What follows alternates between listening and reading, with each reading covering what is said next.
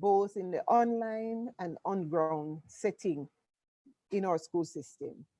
So I start with my friends from the UWI, Dr. Marcia Rainford, Dr. Kanu Thompson. From the JTA, we have Dr. Nicely and Mr. Linville Wright. Welcome. From the MOEYI, our internal stakeholders and colleagues, Dr. Cassan Troop, Ms. Dorrit Campbell, our DCO, Mrs. Dasmine Kennedy, Ms. Janet Brim, Mr. Fabian Wainwright, Dr. Michelle Pinnock. I welcome you, our regional colleagues, because indeed, whatever we do at the NEI is very, very important to how we operate out in the regions. So welcome. And from our agencies, Dr. Winsome Gordon, I greet you from your own boardroom, which we borrowed. Ms. Kesia Carr, Chief Executive Officer of the National Parenting Support Commission, and of course, Mr. Wayne Russell from the National College on Educational Leadership. And you might be asking yourselves, why are we here?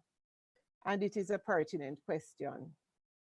Thing is, the normal has changed. We are facing unprecedented times. And although we have seen on movies that things have happened in the past that may be akin to what we're experiencing now, this is our first time. And so we have to grapple with, how do we navigate these times and hold an education system together? And so our idea came that we should talk to you about what we're seeing and invite you to share the perspectives and to some of what you too have been experiencing in the sector, so that together we can lift up one voice as we try to lift up one education system. So again, my colleagues, welcome.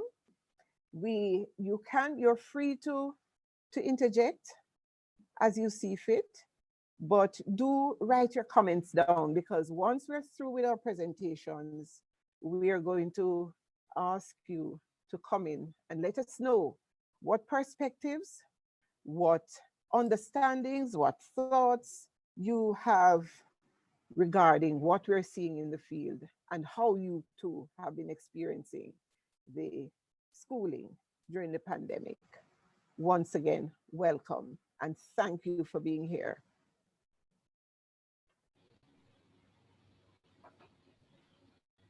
Thank you so much, Mrs. Dwyer, for that very warm welcome and for setting the tone for today's session. At this moment, we'll be sharing the screen with you as we will go through. We have one presentation, and as Mrs. Dwyer explained, you'll be hearing from the voices of the inspectors, those persons who have been in the field, conducting the assessments, gathering the data, writing the reports. We'll be hearing from them. But I want to take you through the first few slides, and as our presentation is dubbed, it's conversations about learning. And so that's what we want. We want to have a discussion this morning. And as Mrs. Dwyer said to you, you can feel free to interject, to raise your hand, to ask a question, and we will facilitate them as best as we can. But largely it's based on what we have been seeing in the field since we have been doing round 6 of the inspections starting in November 2020.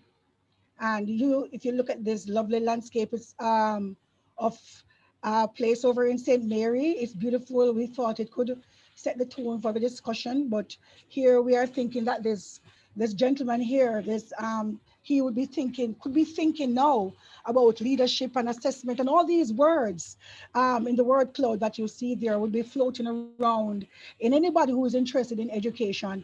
These are some of the thoughts we would be having now as we speak about the education landscape within the COVID-19 scheme of things. So today we want to take you briefly through the amended approach that we've made to the inspection process amid the pandemic. And we will explain that to you, why we had to do amendments and so forth. And the truth is, some of our stakeholders would have already been sensitized to the documents. But for this session, we would also want to share them with you. We want to create for you a backdrop leading into the findings. We also want to share with you preliminary findings from the work of the inspectors in the field, and we want to have that discussion with you about the implications of the findings for policy and practice. March 2020, who remembered what that looked like? We closed school here in Jamaica on March 13 because the world came to a standstill. Coronavirus had reached Jamaica. It was floating around in other parts of the world, but it had reached us. And yes, we saw schools closing. We saw the panic around the world. We saw persons dying. There was talk about a vaccine and how soon a vaccine would be made. And the discussion continued. Here in Jamaica, our ports were closed, and it affected our tourism industry. It affected the entertainment industry. Our churches were closed, and parents panicked. Our teachers panicked. We all panicked. What would happen? What would school look like? Because very soon thereafter, we moved into online learning the very Monday after school started. How prepared were we as a nation? How prepared were our teachers? What has learning looked like since then? And that's where we want to take you to as we proceed in this discussion. So we ourselves would have had several consultations and discussions as we engaged with partners from around the world and here locally. We met first in August and had a retreat where we would have interrogated our own documents to see what would it be capturing now, and would it be relevant now as it relates to the indicators, our framework of indicators. Would it be relevant now in terms of how we capture the data? And I'll take you through that a little from here. We also spoke with internal colleagues, our chief inspector, our chief executive, our chief education officer, and our deputy chief education officer. We also spoke with local colleagues and collaborators, students, principals, teachers, and of course, we also collaborated and consulted with inspectors from the Cayman Islands, from Dubai and the UK, because we wanted to have a world perspective on what is it they were doing in the various jurisdictions that maybe could help to craft the path that we wanted to take.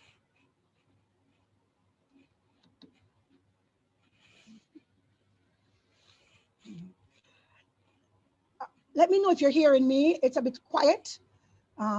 You could raise a thumb or do something, I don't know, but let me know if you're hearing me. So we have made amendments to our framework. As you know, the NEI operates on an, an indicator system of 8 indicators, which defines school effectiveness. The indicators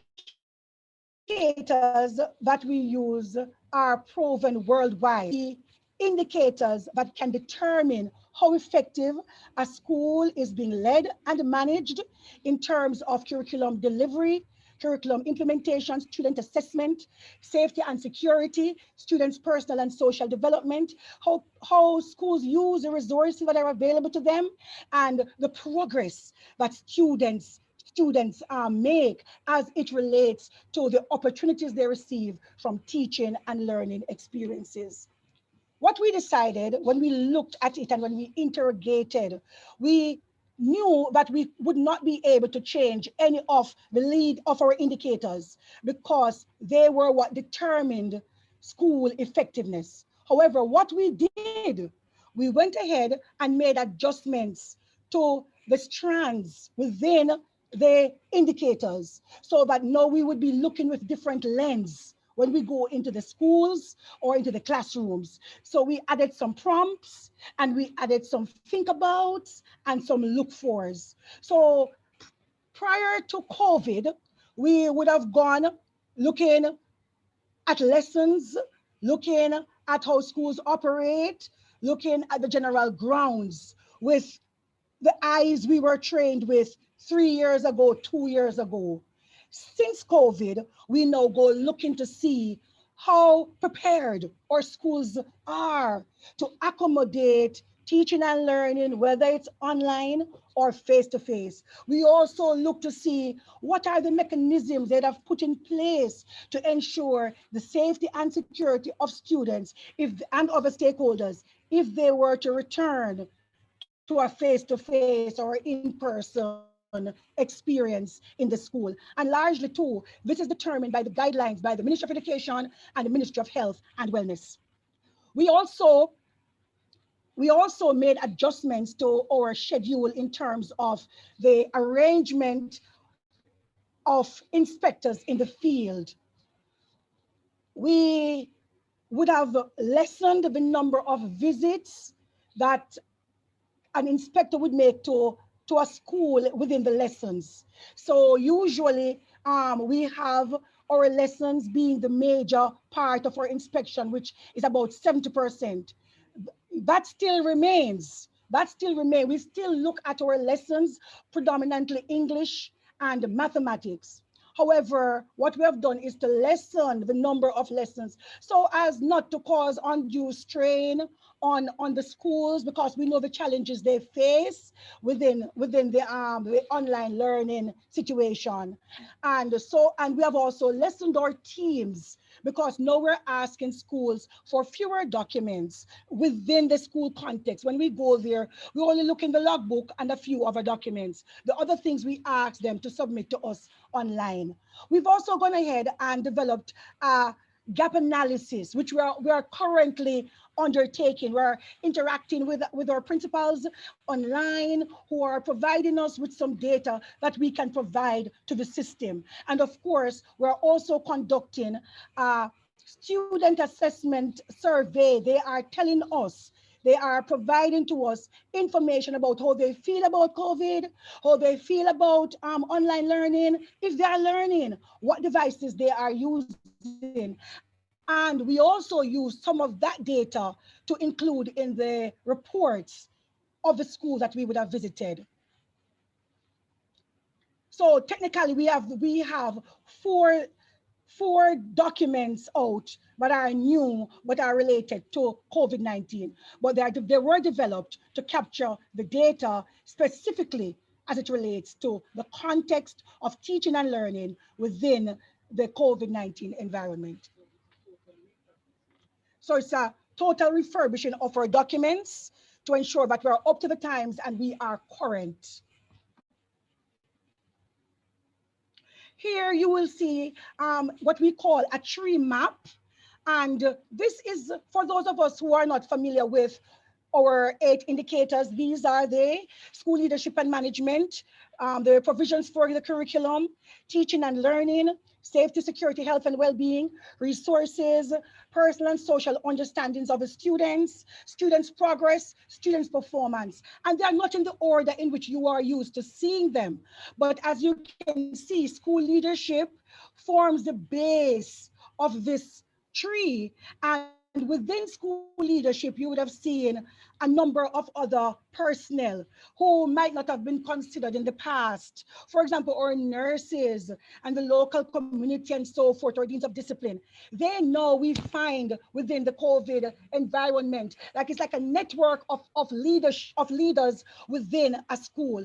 And we like to call it distributive leadership. They all play a different role in ensuring that the curriculum is being implemented, teaching and learning is going on, and of course, safety and security, which we have pulled up in context to say that it is one of our leading indicators, because certainly we would not want our schools to be in breach, or we want to provide that guideline to them. So when we go, we are looking now to with greater lens and the provisions they'd have put in place for security, safety, health, and well-being. And of course, you'll see our resources have now taken a smaller branch on the tree.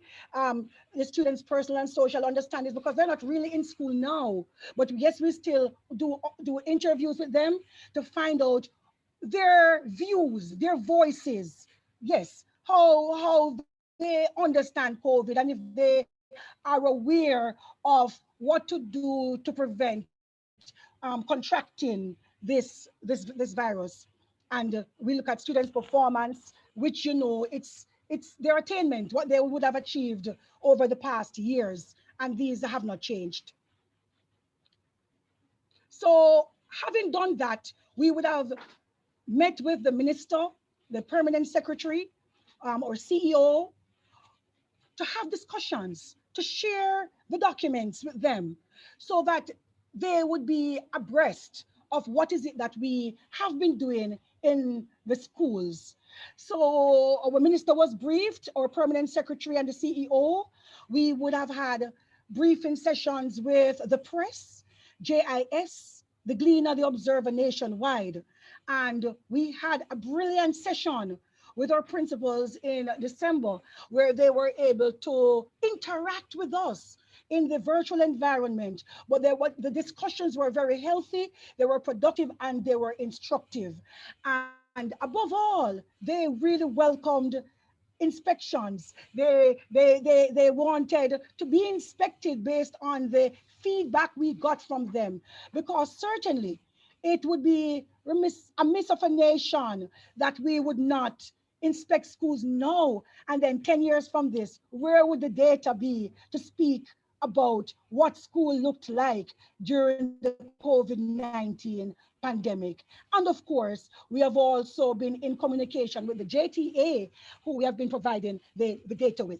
Interestingly, what our schools were quite pleased about now is the fact that the new reports, our COVID-19 edition of the reports, they bear no ratings. They bear no overall judgment. The reports are our reports were always evaluative. However, they are now even more so evaluative, so that our schools will be able to read them and pick up from them what were their strengths, what were their challenges. And then certainly we would include our recommendations at the back, where they can now use those to help with the process of self-evaluation and school improvement planning for overall school effectiveness. So that is something that our schools were elated to hear, and we were able to provide that for them after much consultation, much deliberations as a team. We felt that in order to enable that level playing field, knowing the context of the various schools, that they were not the same. No, some persons were using WhatsApp to teach. Some schools have great internet. Some are using learning packages. We decided it would not be wise now to apportion ratings or an overall judgment. However, based on the evaluative nature of the reports, principals and the team, they can learn from what we would have documented there, and they can use it to update their SIPs. And for us too, it has been quite a learning experience. We have had to change gears and really, as they would say in Jamaica, wheel and come again, because we wanted to meet the needs of our stakeholders. We wanted to meet their needs, and while ensuring that we were doing so in a way that was fair. And we have a term in the ministry, in the NEI now, that we use when we go to schools. We look to see what is reasonable and what is doable. So we're not asking schools to work miracles within this period of time. We know the constraints. We are feeling it ourselves. But certainly, accountability is important. Hence, need to continue with the processes of an evaluation, of inspection. And that is why we continue to work in the best interest of the nation, in the best interest of the Ministry of Education, in the best interest of the children of Jamaica.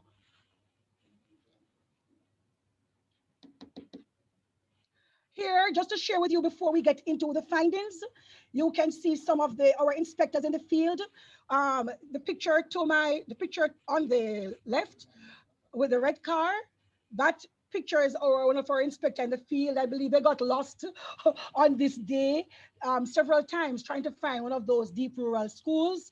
We have another picture in the center there. If you can see parents practicing children, sorry, practicing social distancing as they were being interviewed. Another inspector in the field taking his assessment notes. And the one at the end, we have our inspector interviewing principals in a session over in St. Mary. Yes. So our schools, we found they were operating in various modalities. And so there was no one size. Schools were doing a myriad of things to facilitate the process and to ensure that students were provided with opportunities for learning. So like I said before, you would see in some schools, depending on where we went, if we went to some deep rural areas, maybe they were using WhatsApp. And some of them were collecting packages. Some students would have been collecting learning packages in the schools, maybe in the more urban areas where they have good Wi-Fi. Then teachers would be offering lessons in the online environment. Some of them would come to the school.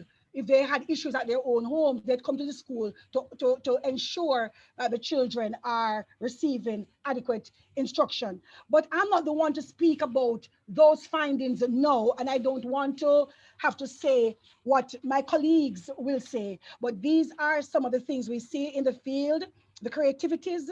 If you see those desks over there, those wooden desks, in a school we found where the principal, they cut those double desks into two to ensure that the students now had single desks. These are some of the innovations and the creativity that we see in the schools. And I'm sure there's a lot more to be seen, a lot more to be unearthed. And we continue the work as we continue the process of inspection and providing you with the information. So thank you at this moment. Um, Oh, sorry, I should speak about the data frame. This is a spread of the data that we would have accumulated the results from. This is a spread of it. We saw in total 25 schools across, I think, 12 parishes. I believe we have not seen two parishes. Yes, we have not seen schools in Manchester and Trelawney. So we have the levels, 19 primary schools and 6 secondary schools, a total of 25. And that which I spoke to you about in terms of the gap analysis that we are conducting, our research unit would have interacted with 1,048 students so far at all levels across the nation, 217 teachers, and 52 principals. So that data is also being collated. And at another time, we will invite you again where we will share those findings with you on the gaps that we are finding in the system now as it relates to teaching and learning. Yes. So thank you. And I now hand over to my colleague, Mr. Gary Campbell. No, not, forgive me.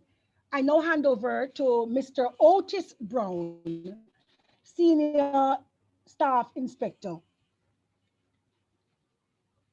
Good morning, everyone. Good morning, everyone. I'd like to take you now through the leadership aspect of what's happening in the field out there amid the COVID-19 pandemic in our schools. We are well aware that leadership is quite integral to the proper functioning of any institution, more so institutions in education.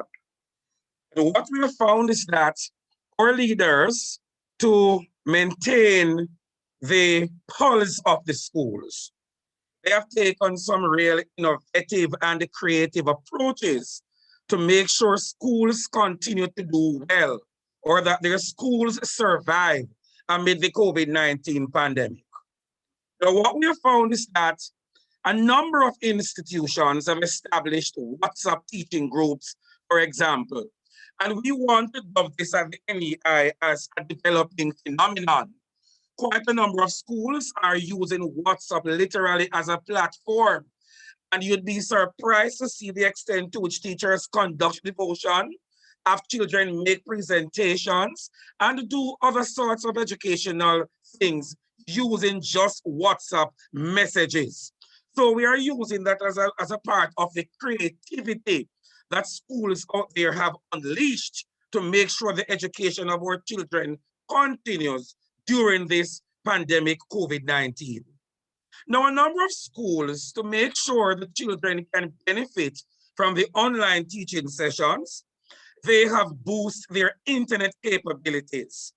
There are institutions, for example, in the deep rural parts of Jamaica, where the principals have worked with the suppliers of internet to install fiber optic cables to make sure the internet penetration in the area of the school is such that children and teachers will be able to access online classes and education continue in that regard.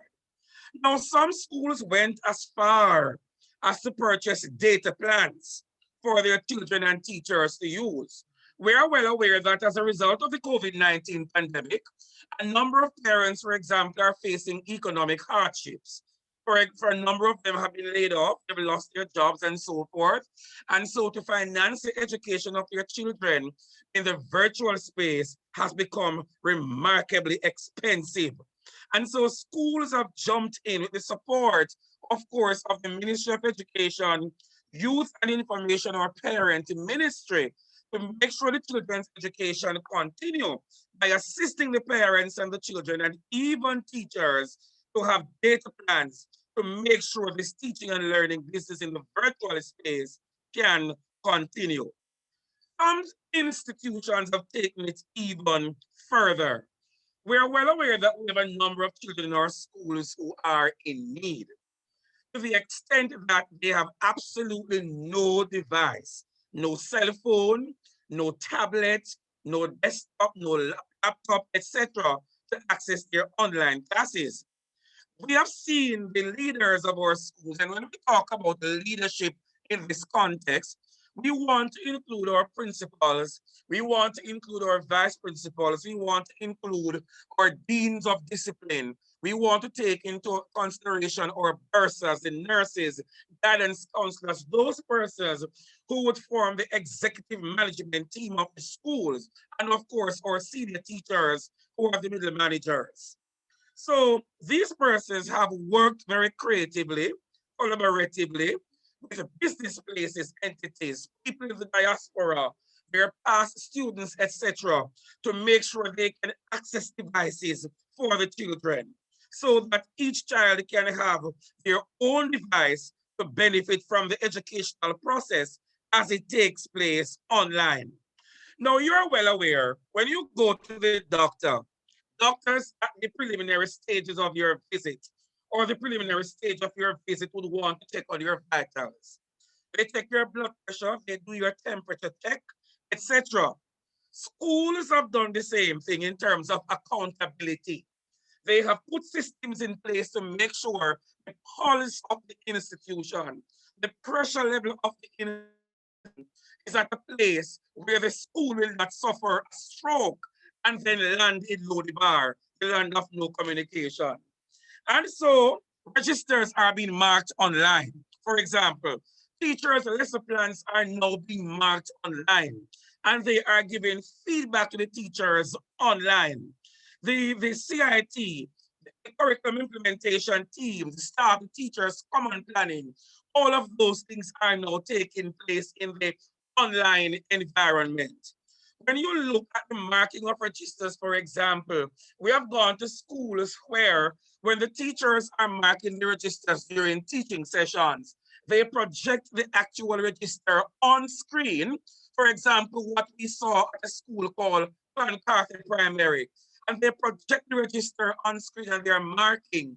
And if a parent, guardian is sitting in the session, they can see the number of online sessions that their child or ward has attended since the start of the pandemic to the date on which the actual register has been marked by the teacher.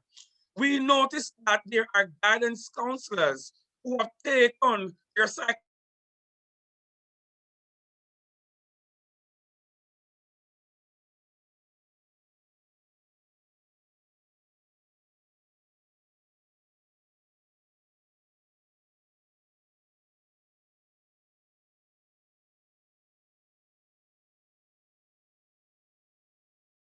those needs are met.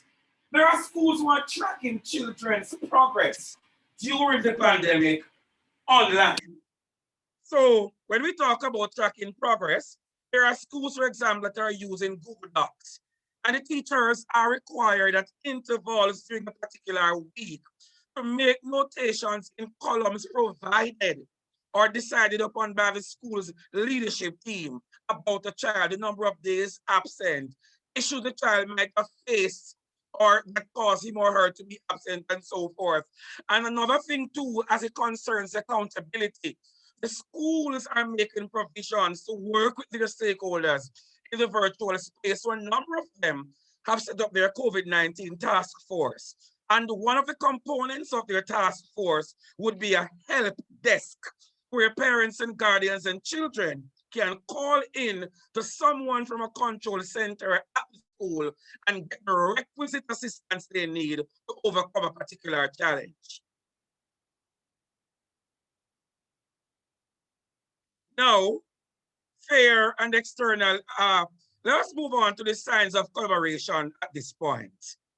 As in terms of partnership, parents, teachers associations have become so much more involved in our schools in a number of ways. You find that parents who are working in certain institutions and organizations and may have connections to people who they think can help the educational process as it concerns helping children to access devices, etc. They are now leveraging their support some more to make sure the children can benefit from what these organizations have to offer. Past students have chipped in very well in some institutions. There are schools that we have gone since the COVID-19 pandemic, and you even on the day of inspection, we're having delivery of tablets from members of the past students associations. And these are not only schools in townships. We're talking about institutions that are in the bowels of rurality, where there will be quite a number of issues with finances and so forth for children to get these devices naturally. Churches, the schools are forming partnerships with churches. And you know, some schools are already church connected in that they're owned by denominations. Others that are not have forged partnerships with churches in their locals to make sure education can continue, for example, to access internet from the church spaces. And of course, there are local community groups that we have met upon. For example, the Brett's Foundation in the Treasure Beach area of St. Elizabeth, helping a number of institutions in that particular belt of Jamaica. The middle managers have become more creative. So their supervisory meetings are now being held online. A number of the middle managers, they are now working with teachers one-to-one to give feedback on the teaching and learning processes. And of course, they sit in these online classes to make sure things are going well in the virtual space Deans of disciplines, they are monitoring discipline from the virtual classroom and getting in touch with parents and guardians using various electronic means to make sure our children are kept in check so that they can benefit from the virtual teaching and learning process. Now, notable acts of resourcefulness. Earlier, Ms. Sigree mentioned the cutting of double benches into single units. So one bench is now cut into two, and children can maintain physical distancing in the classroom as a result of this, yet having seat just the same. Cost-effective mechanisms, which includes using local materials to construct wash stations. So buckets that we would buy bleach in and other items, for example, and we would discard those items after a while. A number of schools are making good use of them now. They put on pipe fittings on these, and children can actually turn on taps to wash hands and turn off those taps again so that water is not wasted. Great degree of creativity, high level of flexibility. And of course, social distancing markers are marked on the floors, in the classrooms, outside in the schoolyards, using paint and a number of other creative means to make sure our children are constantly reminded that this is an important aspect of the protocol to halt or prevent the spread of the COVID-19. Fear and external influences in a few instances characterize leadership responses. So at this point, we note that the guidance councils and other persons have tried to allay the fears of these stakeholders, of course, by providing the help in the virtual space. Ladies and gentlemen, I thank you very much for listening. And now I'll hand over to Senior Staff Inspector, Mr. Gary Campbell.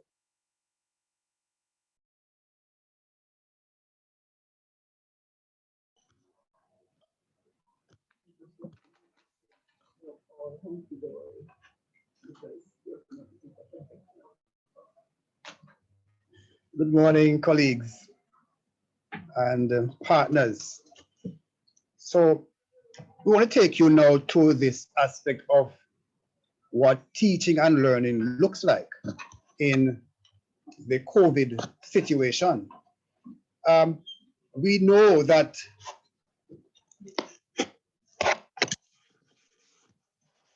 right. So as the cartoon on the screen suggests, we are in a situation where new tools and new skills are being called upon in order to sustain teaching and learning in this very abnormal situation. So teachers are now being asked to become more creative. Teachers are now asked to demonstrate their flexibility in using these different online tools so as to engage students and to ensure that the business of teaching and learning continues.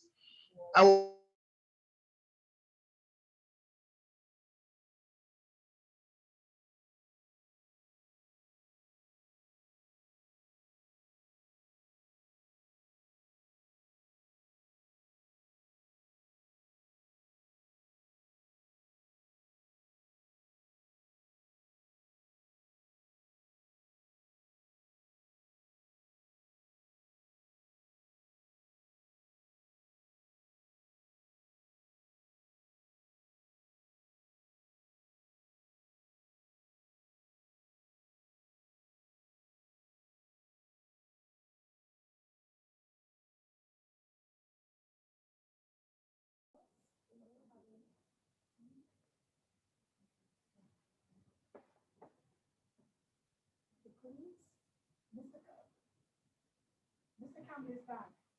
We had some internet challenges just now. So, Mr. Campbell, over to you again. Okay. One of the realities of the situation that we have been exposed to, we have found that these were also challenges for the teachers as they tried to navigate the system and to ensure that teaching continues. And, you know, before I go on to what I have on the screen there, I just want to bring to an example that we saw in a school in Hanover, where as the teacher was instructing the students on Google Meet, the internet went, and so the teacher creatively transferred through the WhatsApp to ensure that the lesson continued. And so, as I said before, the Google Classroom is the main tool that teachers are using. However, in those parts of the country where internet is not widely available, WhatsApp, as was mentioned by Mr. Brown earlier, is the go-to tool. But we also see the creativity of teachers coming out by combining these tools. So even while a class is happening via Google Classroom, something else or another activity may be happening via Zoom.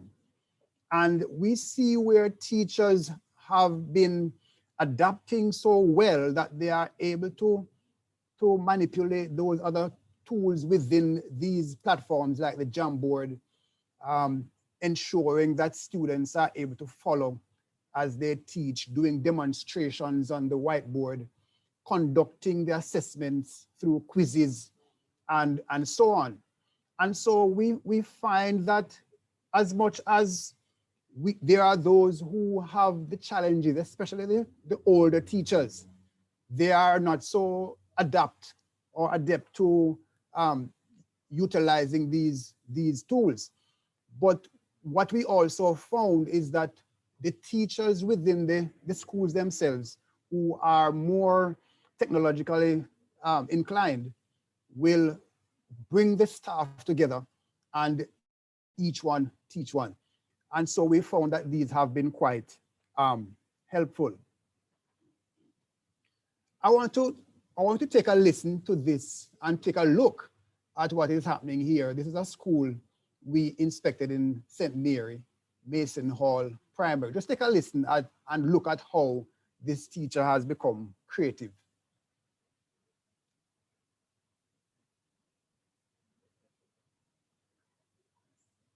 Share it with his brother Trey. And so mommy told him, Errol, give Trey 2 of your sweets. He would listen to the numbers that mommy is telling Errol, the numbers that she's using.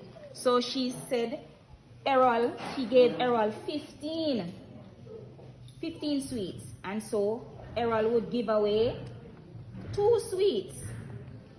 And so Errol would still have the 13, because when we're doing worded problems, we listen to the numbers that the person is telling us. When we hear the numbers, we can use our counters and our 10 frame the same way, and then we can also write our number sentence based on that worded problem. So when we are listening to worded problems, we still need to focus on the numbers that we are hearing in those sentences, because that we still have to write our number sentence in order to solve the problem. So I am going to send you just a few little activities, and you are going to send me back quickly. You're going to do that, take the pictures, send them off to me, and let me see what you have done with your 10 frame. So first you're going to draw up your 10 frame. If you have your 10 frame in your book, Jasonique has her 10 frame that her brother made. Errol, you have yours. I ask you to get another one. But if you don't have to, but it's easy to draw in your book. I'm going to show you. Yes, so colleagues, there is an example of innovation and a teacher who pulls out all the stops to ensure that the class is learning. So even while she's there with her laptop instructing the class, her phone is now another tool to ensure that the students understand. So the point that we are trying to make here is that while we understand all the challenges that are facing us, it's not a perfect situation. And therefore, teachers have become creative in implementing and using these this variety of tools to ensure that learning continues. I see it as a caring kind of situation, so that no one is left behind as much as is possible. So again, it's not a perfect world, but we must commend our teachers for doing what they have been doing thus far.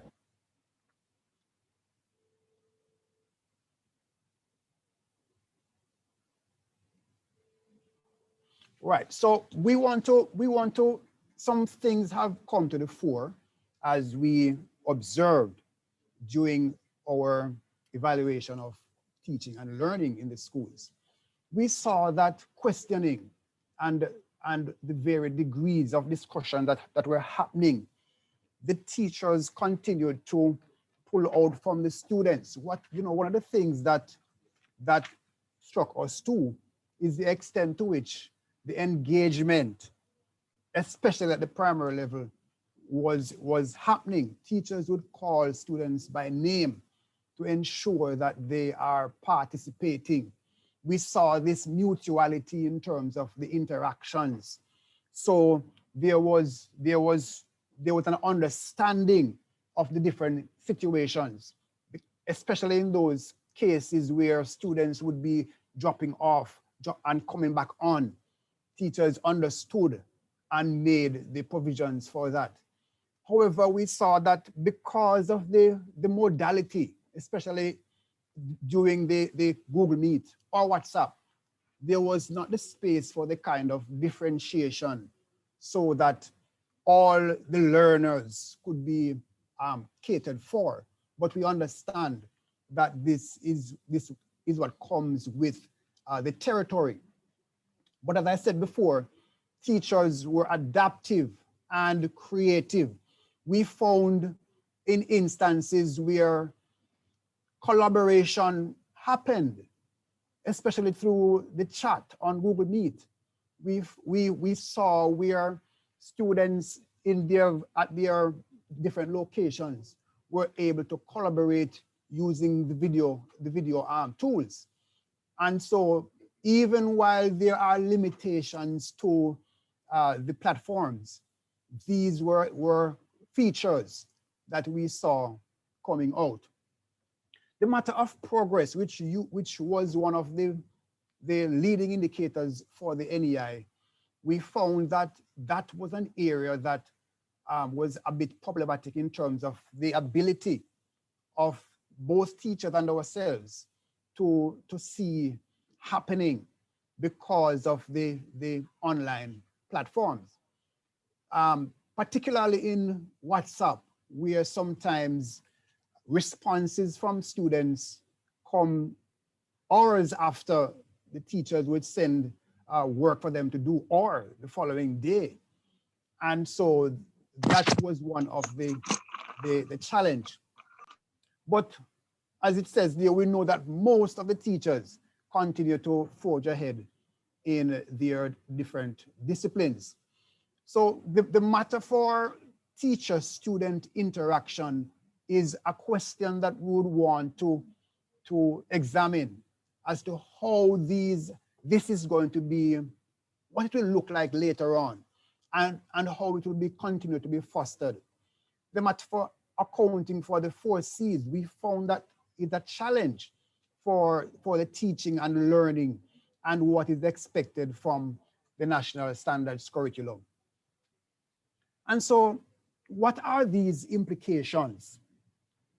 What are these implications that will come out of these items that you see on the screen there? Students' responses and parents' response.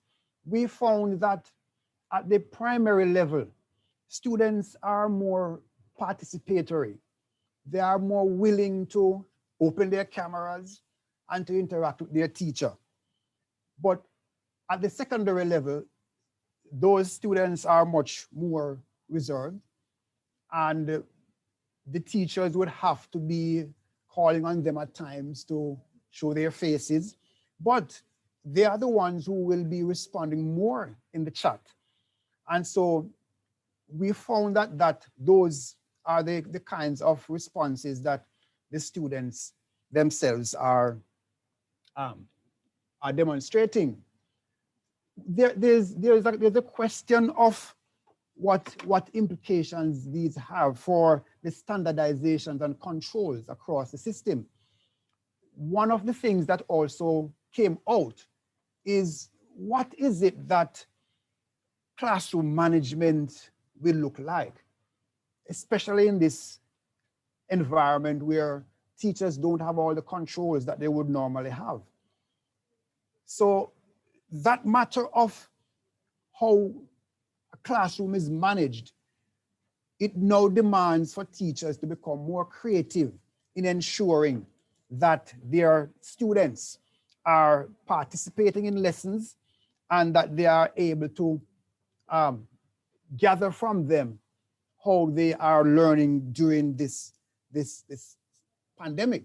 The matter of assessment is also one of those matters that to be considered. How is it that the schools and the ministry in general will have a handle on how students are assessed, and that assessment is true to what students are learning and how well they are progressing? This comes about especially when we consider that in some of the instances, parents are the ones who are helping children so that they are responding to what teachers are saying to them. And so I go on to the matter of parental engagement. One of the questions that we could look at, as it is there on the screen, is the opportunities that is now created for parents to be involved, as was mentioned by Mr. Brown earlier. The parents are now more involved in what is happening in the classroom. They now have more access to the teachers, and where it is a matter of them now understanding how to maneuver around the technology is also one that should be considered. And so what is it that we should be considering as the large issue? What are those implications for teaching and learning within this context of learning online? Where are we going to be positioning ourselves? What should we be concerned about? These are some of the questions that we must pursue as we seek to have learning continue at an appropriate standard. I want to thank you very much for listening and for your participation. And my other colleague will now be coming on to talk about another aspect of our findings.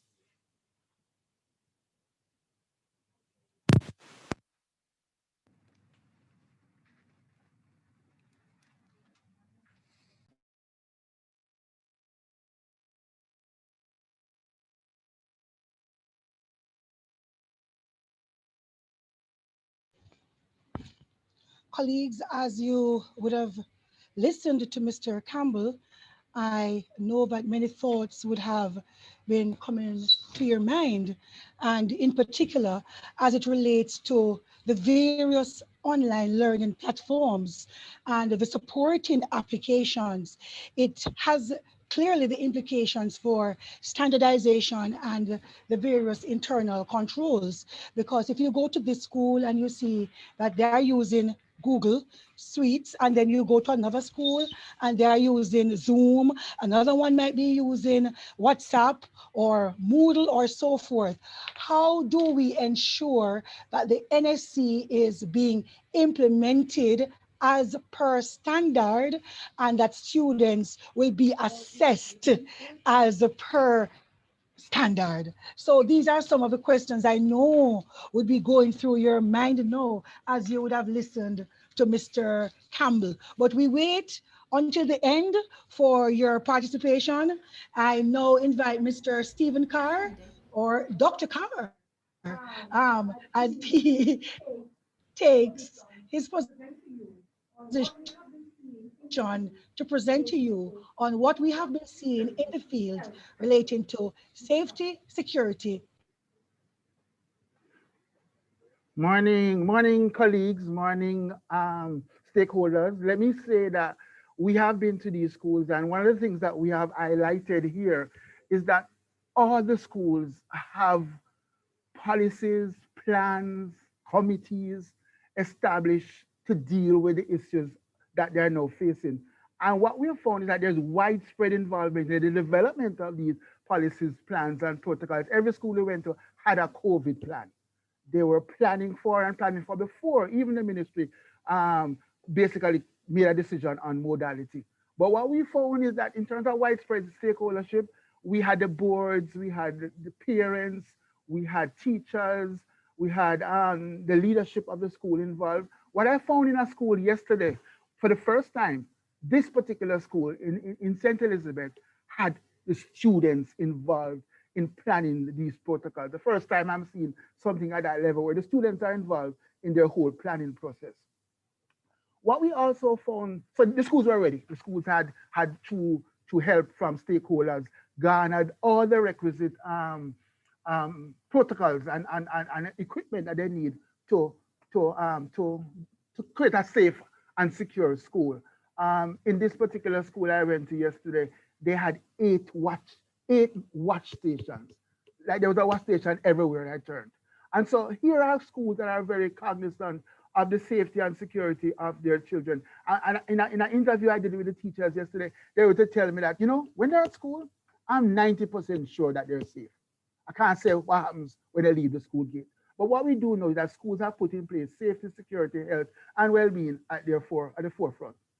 Some of these schools, in terms of buying all of these particular implements, have faced economic shortfalls. And some of these shortfalls have been helped by stakeholders, the business community, the parents are involved. The Past Students Association have become deeply involved in helping these schools to ensure that these things are in place, especially as related to tablets. Found one school where the principal actually collected funds to buy data for students. What is important in all of this is, in my opinion, is a permanent behavior change. What we will have is people who are concerned about safety and well-being. They'll be washing their hands 5 times a day. There are schools that we found that had mask breaks. So in the curriculum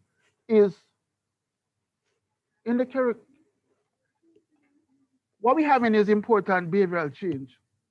And also what is happening also with the impact of COVID, there are a number of schools that have been affected in terms of the economic implication of parents who have lost their jobs, the school in terms of garnering the requisite resources from their regular stakeholders, there are economic implications for school and schooling. So in all, these are some of the things that I've seen in every school. Students were in masks and students were trying to keep that social distance.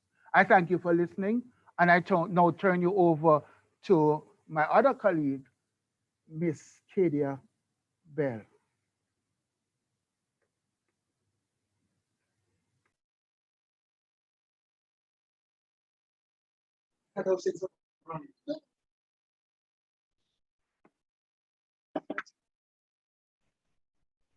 So good morning, everyone. So this morning, I will be focusing on how schools are now utilizing the curriculum to navigate the COVID-19 crisis. Citing the fact that we cannot forget core principles and strengths, we are faced with unprecedented disruptions to society and in particularly the education system and curriculum, which has been impacted. Now, the first point I would like to touch on is progress against curricular standards, which have been greatly reduced throughout the education system. And one question I would like for you all to ask yourself is, how do you think teachers and students alike are coping with the changes to ensure that the curriculum is being implemented within the sector right now effectively? No, the curriculum has been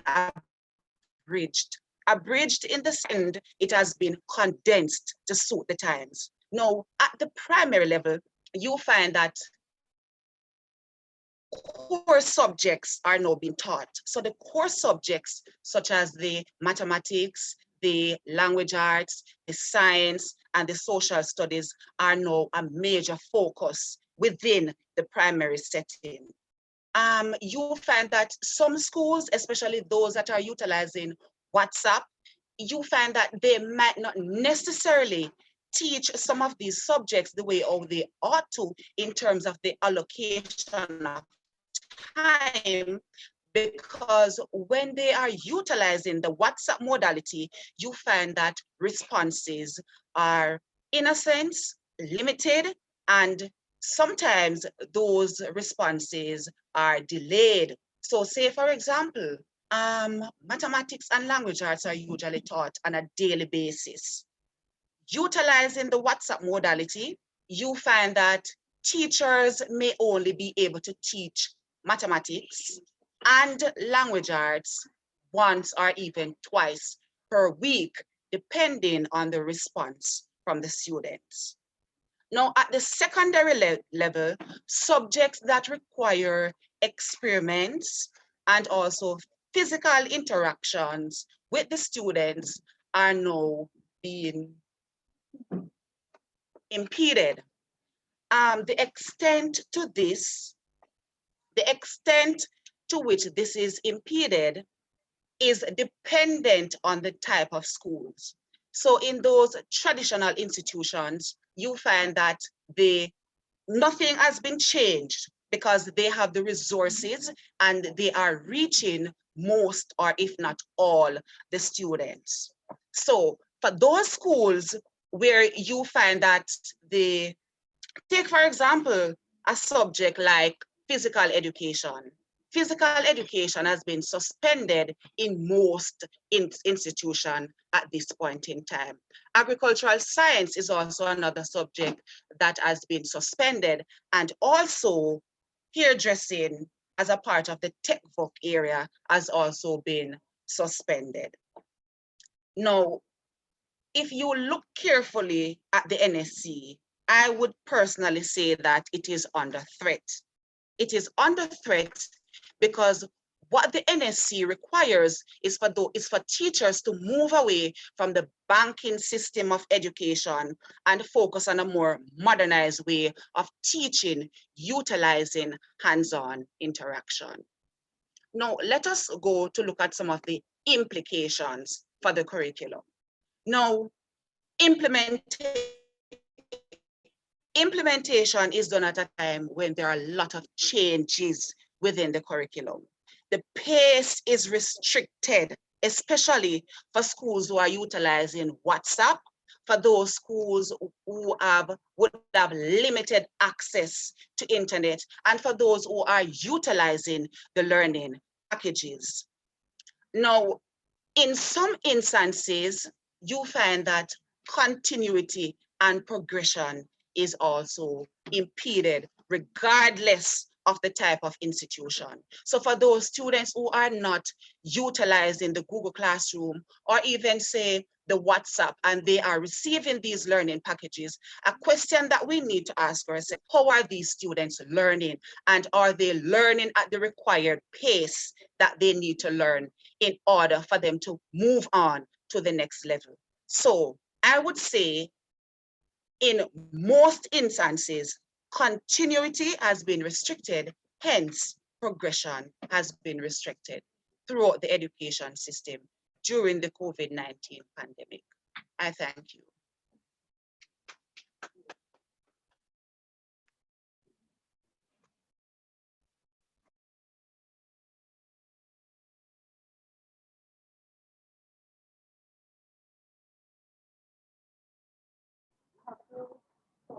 colleagues.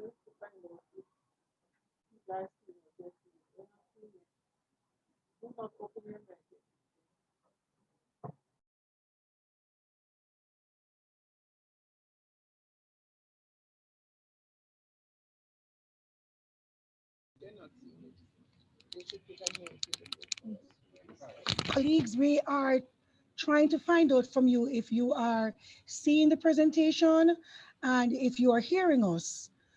Because on our end, we are having some issues. Some of our inspectors are having issues. So we just want to find out in general, are you hearing us? Are you seeing us? Thank you, Heather. I'm hearing you, Carlene, but I am not seeing all the presentations. We're not seeing all the presentations. Thank you for that, Dr. True. We will try to make the adjustments right now. Thank you, Dr. Thompson. Thank you, guys. Thank you.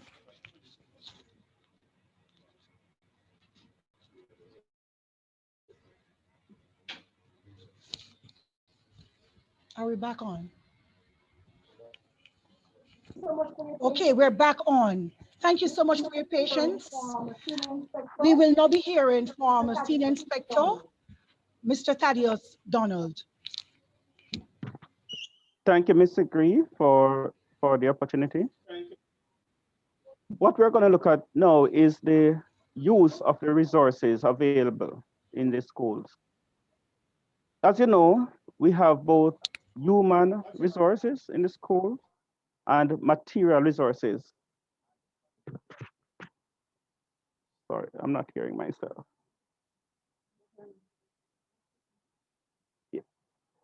Yes. We have human resources and material resources in the school. Are you hearing me? Okay. We are hearing you. I'll start my video. We are hearing you. Yes, thank you. Yes, we have human and material resources in the schools. Now, I'll address each of them, material resource, the human resources first of all, and then I'll move on to addressing the material resources.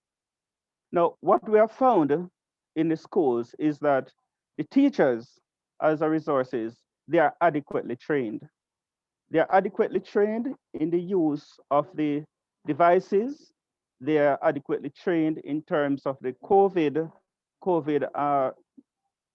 the use of they are adequately trained in relation to the COVID requirements. However, on the other hand, we find that for the ancillary workers, their training are more informal in nature. And in some schools, these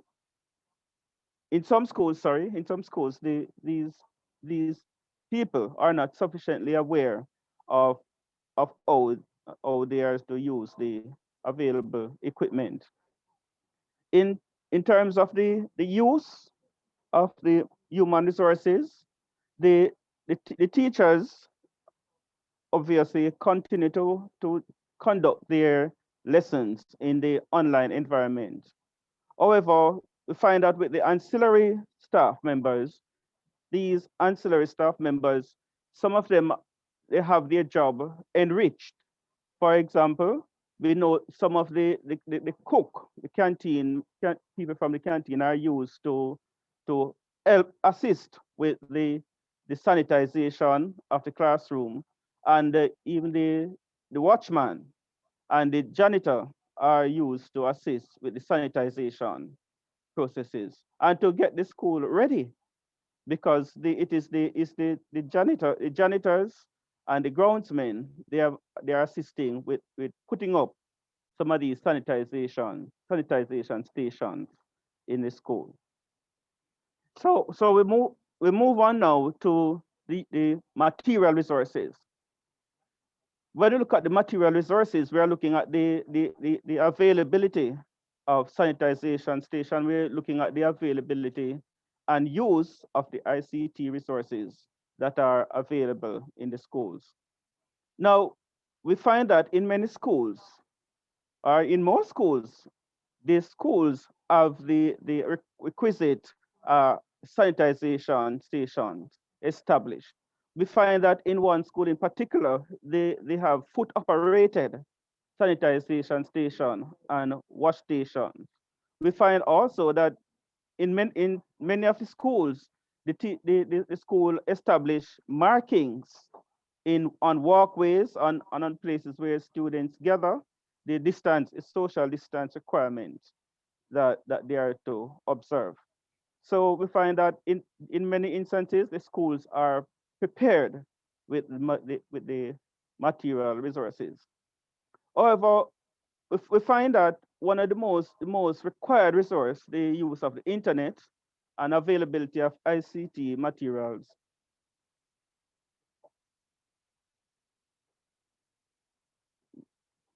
Okay, we continue. We find that the use of the distribution of material resources in the system is variable, as high school have a wider variety of ICT resources to facilitate both students and teachers. The existence of e-learning infrastructure at this level will make the transition smoother. However, at the primary level, there were deficits in the availability of online learning devices, which made it more difficult for that mode. One of the inhibiting factors to student access is material resources and the affordability of data and devices for, for the class to continue. We find that in many of the instances, students are accessing the lessons via cell phones and tablets. Now, with the cell phones, that presents a problem because in many instances, or in most instances, the parents are unable to afford the data to allow the device to function continuously. So we have instances in which the children are choosing which subject they are to attend. And in other instances, we find that there may be one cell phone available and there might be 3 children who require its use. And as a result, the parents have to decide which student, which of their children will be using the device on particular days, and to save some of the data to allow other children to access the online lessons on other days. And in instances where the cell phone is not available, the children have to wait, especially in online lessons, especially in rural schools. The children lack the continuous access that are required for them to learn consistently. Now, if we touch on the use of the resources in the school for the teachers to use, we find that in the schools, especially the primary school, there is insufficient resources available. We find that where Wi-Fi service is available, it doesn't reach all the nook and cranny of the schools, of the classrooms to allow for physical reopening. Because if you're going to practice with social distancing, we find that the Wi-Fi is generally only available by the office and the staff room spaces. And in many of these instances, the service at the school is unreliable. As a result, teachers have to work from home and use their own devices to conduct the lesson. Similarly, in the schools, even though some of the schools have computers, they have laptops and the like, we find that they are not being consistently used in the school to conduct the lesson. They are not adequate. Okay, so there ends my presentation. Thank you.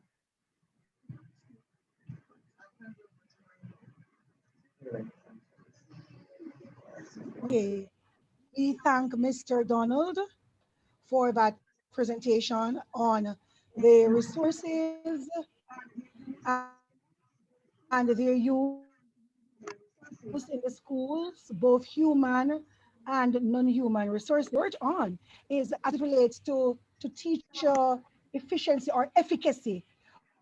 Most of the teachers in this 29 schools we have seen so far were trained in the use of Google Suite by either JTC or the Ministry of Education.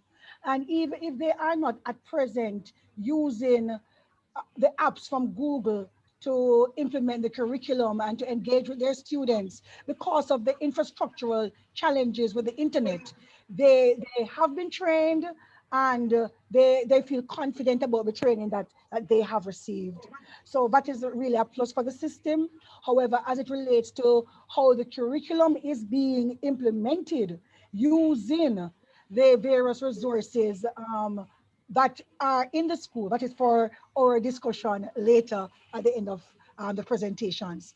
Now I want to invite Miss Colleen Swaby. Yes, she is our one of our staff inspectors, and she will be speaking to us now on the findings as it relates to students' personal and the social understandings of COVID-19, health, and the environment. Good Over to you, afternoon, Ms. Swaby. everyone. From what we have found from our inspections so far is that overall, students at both the primary and secondary levels have age-appropriate awareness, knowledge, and understanding of conditions brought about by the pandemic and the impact on the local as well as global environment and economies. Students generally have a reasonable awareness and knowledge of the impact of COVID-19. Almost all students across different grade levels are able to identify their responsibilities during this pandemic, including the wearing of masks, maintaining of social distance in public, sanitizing, and the washing of hands regularly. Additionally, they understand their responsibilities in online lessons, such as keeping their mics muted until they're asked to unmute so that they don't disturb lessons, raising hands electronically when asked to speak, and keeping a neutral background on their devices, as well as ensuring that their surroundings are appropriate.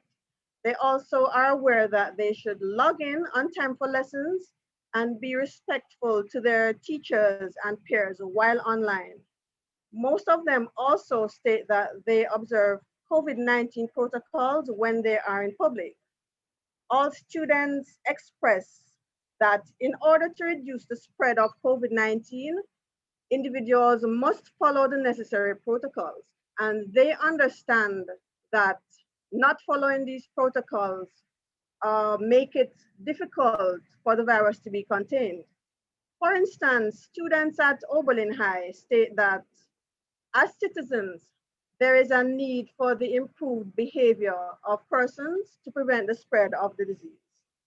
In fact, many articulated that their own behaviors have changed. For example, students at Guys Hill High state that although they love their friends and they want to interact with them, they now have to maintain a social distance. Almost all students say that they recognize the need for self-discipline with maintaining the spread of the disease. Consequently, they state that not only do they follow the established protocols, but they also encourage others to do the same. At Sandybank Primary, for instance, all students are sufficiently aware of the factors that created the pandemic, and they state the stated responsibilities to control the spread, such as maintaining social distance and so on. Some also have a genuine concern about the way forward, stating that they can't imagine a future of online learning, even though they mention some of the advantages and the disadvantages. And some students also state that they experience difficulties with some of the modalities adopted. Some express an eagerness to return to face-to-face lessons as they feel that they benefit more from this sort of this mode of teaching and learning. Now, with regard to the economy, Most students are aware that COVID-19 has negatively impacted the world and more specifically Jamaica's economy, citing job losses, price increases due to shortages, and so on. And they understand that things like trade and other major industries, including tourism, has been severely affected. For instance, some students at Clancarty Primary, they cited the closure of many businesses and the imposition of travel restrictions on movements of locals as well as tourists. Consequently, earning from associated activities have declined, and some students have been directly impacted economically, stating that their parents have lost employment as a result. Students at Mason Hall Primary cited the closure of hotels, bars, restaurants, and other local businesses. On the other hand, you have some students who recognize the opportunities that emerge as a result of the pandemic. For example, while many students know that the pandemic has created challenges for the Jamaican economy, they articulate a greater reliance on locally manufactured items, and most students recognize the positive benefits of the provision of care grants during the pandemic and noted the possible gains within the telecommunications sector as a result of the movement to online learning and the job opportunities, particularly in the health and technology industries. Moreover, many students are also aware of their potentially positive contribution as citizens. Some students demonstrate their entrepreneurship. For example, at a particular high school, there was a grade 8 student who took the opportunity to launch her lip gloss business. And there was another grade 7 student who creates animations and posts them to the YouTube platform. So therefore, we find that students not only understand the negative impact and the dangers of the pandemic, but some are also gearing themselves to capitalize on the opportunities that they now see emerging from the pandemic. I will now hand you over to my colleague, Mr. Shirley Morgan. Thank you for listening, ladies and gentlemen.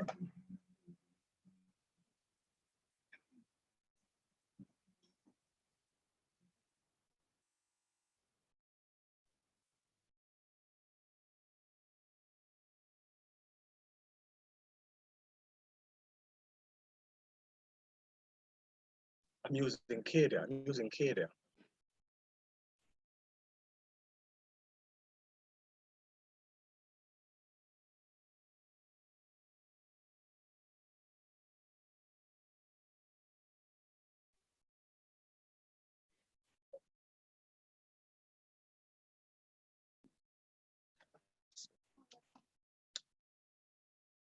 Good morning, colleagues.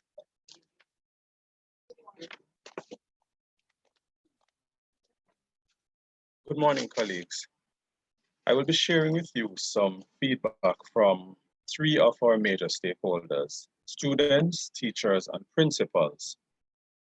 I'm going to be picking up from my colleague, Ms. Colleen Swaby. She alluded to some of the awarenesses of our students. And I just want to point out that from our questionnaires that we administered, some of the items were designed to capture specifically awarenesses about COVID, and we found high levels of awareness as it relates to what is the COVID virus, how is it spread, what are the signs of COVID, how do you prevent the spread, and what are some of the environmental impacts that COVID has had. And we found that the students provided a lot of information to us on their perceptions about COVID, which has led us to be confident that the students are very aware about the pandemic. They're very aware about what it is doing to them and how they can prevent the spread in Jamaica.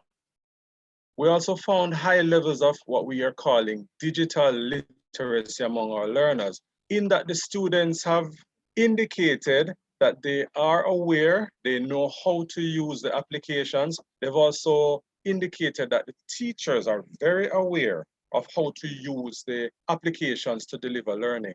But they also gave us some insight as to challenges that they face in equity and access. And by that I mean some of them have some complaints about not being able to attend classes or maintain their presence in classes, or the material that are being presented are not most suitable for their learning. They also alluded to innovations in teaching strategies. So they would speak about the different modalities that teachers are using to try to get the message across, including teaching and reteaching. I'm going to share some of the direct findings from the student responsive, the quantitative responses.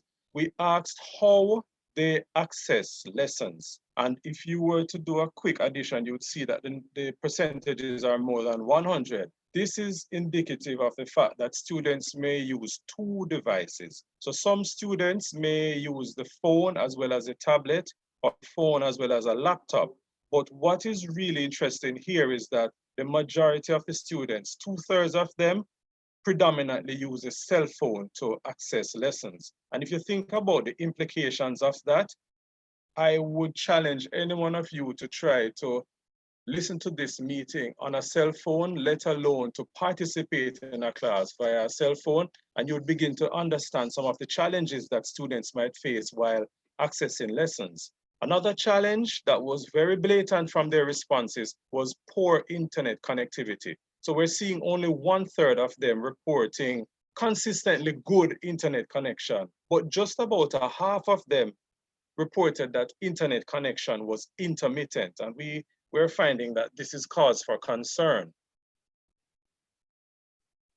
In terms of what the teachers are using to deliver lessons, the students have indicated that the teachers are including the use of videos, the sharing of screens, a whiteboard, also engaging students in online research so they can become active learners, group works, projects, and general talking, engaging students in conversation. But one of the complaints that our students have reported is the inadequacy of feedback. So only about 1/3 of them feel that feedback is sufficient, while a little more than half feels that feedback is not sufficient. Again, the students are confirming what the inspectors are saying. The learning management systems, and we would have spoken to the myriad of platforms that are available, along with emails and WhatsApp, are the main modes of communication between the students and the teachers. We did ask the question if they think they benefit from online learning, and 43% of them reported, yes, they feel that they're benefiting, but interestingly, 37% of them are not sure, and 20% of them don't feel that they're benefiting from online learning. I should point out that these responses are not from all students. They are from the students who would have responded to our questionnaire. So we are still concerned that there is a portion of students out there who are unreachable. They're unreachable via internet. We would have emailed to all the students that have email, well, all the students, because all students have email addresses, but the response rates were quite low, 12% to be exact. Another set of stakeholders are teachers. We emailed 665 questionnaires. We got responses from 33% or 217 teachers. What we found interesting was that the teachers, like the students, had similar concerns. They also suffer from poor internet connection. And to be specific, we found 1/3 of the teachers having poor internet connection. We asked some open-ended questions, and their qualitative responses are really what I'm going to be presenting to you now. We asked them about motivating students to learn. How do they motivate their students? And what is interesting is that an overwhelming number of the teachers reported using the incentive system, encouragement, commendations. I dare say some of the teachers were specific enough to say they granted phone credit or data to students for participation in the classes. They used motivational talks, pep talks, inspirational talks to keep students abreast and interested in learning. Numerous activities, sustained interaction, very diversified classroom activities, and we found where the teachers really use creativity, online games, online videos to keep students attuned to the learning that they were trying to achieve. We asked specifically, what provisions do they make for students who are not engaged in the face-to-face, in the online setting? So the offline students, as we're categorizing them, would have been catered to via printed materials, the ministry learning packages or other learning packages which they themselves created. We saw lessons being recorded, and these are from the voices of the teachers. So it ties in well with what the inspectors would have seen on the ground, where they are reporting, recording actual lessons via WhatsApp or via email links and posting them in holding areas, Dropbox, drop-off points, so students can access both the printed materials and the recorded materials, emails, WhatsApp group, phone calls. There were some teachers who were very deliberate in their complaints that they have spent a lot of their personal resources in making phone calls to students to follow up on them so that they can be kept abreast of what is going on in the classroom. And we also saw where some teachers reported going beyond the call of duty to make home visits to ensure that students who were not online were kept abreast with teaching. We asked them how they managed the learning for these students, and it was very clear: frequent assessment, timely feedback, weekly consultations. In many schools, they would teach from Monday to Thursday, and on Friday, they would have students either come in or meet at strategic locations to discuss the work that was sent to them and how they are progressing. Direct phone calls or communication with parents, they also mentioned, and the monitoring of attendance. And this is very important because a lot of the teachers who would have reported having offline students would monitor the frequency or the infrequency and make every effort to make contact with these students. But the picture was not all fine. There were some instances where they admitted that some students were inaccessible. They were unable to reach some of the students, and we found this to be a cause for concern as well. The question was asked as to how how their teaching practice could be improved. What could be done to improve their teaching effectiveness? An overwhelming 80% reported better internet connectivity, better devices. Some teachers complained having old devices and not being able to maximize on this opportunity to deliver instruction to students. Further training in the use of the platforms, and some teachers complain that there are limitations. So one platform may have an edge over the other one. So even though they're using more than one platforms, the limitations would set them back. But additionally, the inability of the software to actually teach the students, that was a big complaint. Teachers reported that they wanted to go back face to face. Some of them seemed, I don't want to use the word frustrated, but overwhelmed by the influx of this online teaching. And they admitted that they wanted to go face to face. I'm going to be reporting now on the responses from our principals, the other stakeholders who we have polled. We administered questionnaires to 165 principals, and we received responses from 52 or 31%. And I'm just going to highlight the main points that were, the main themes that emerged from comments that they brought to bear.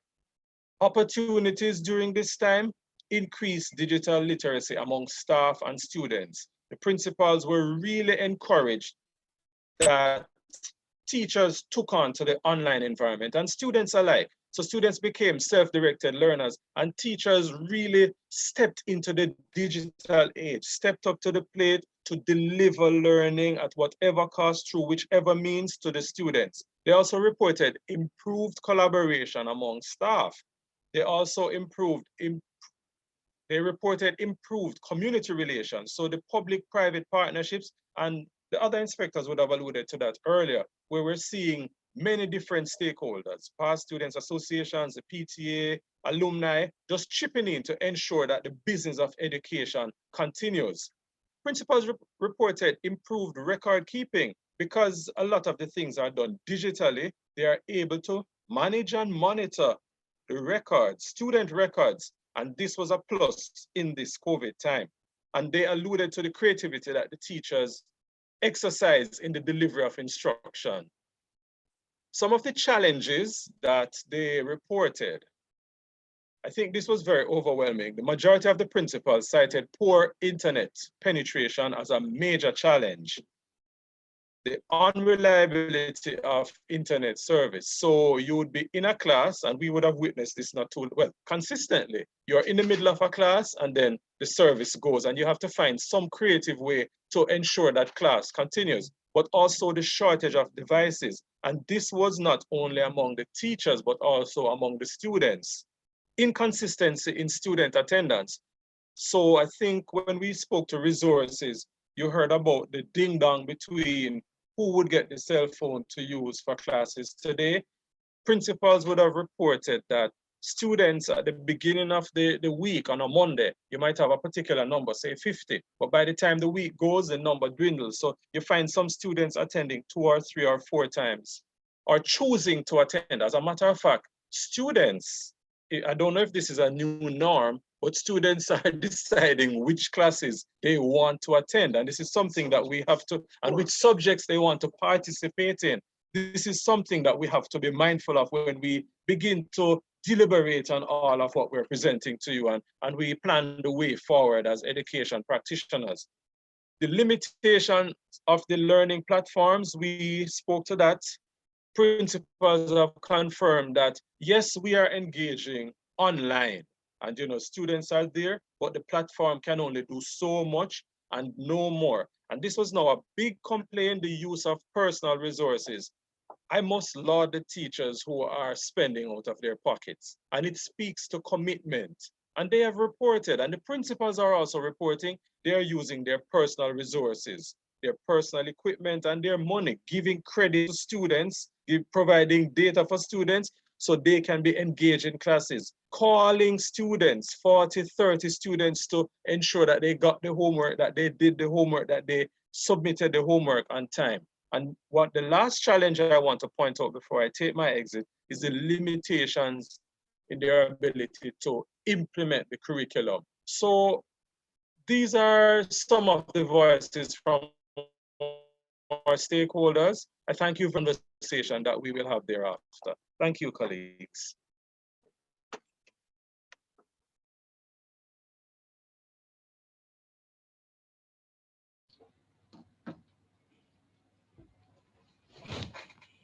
Thank you so much, Mr. Morgan.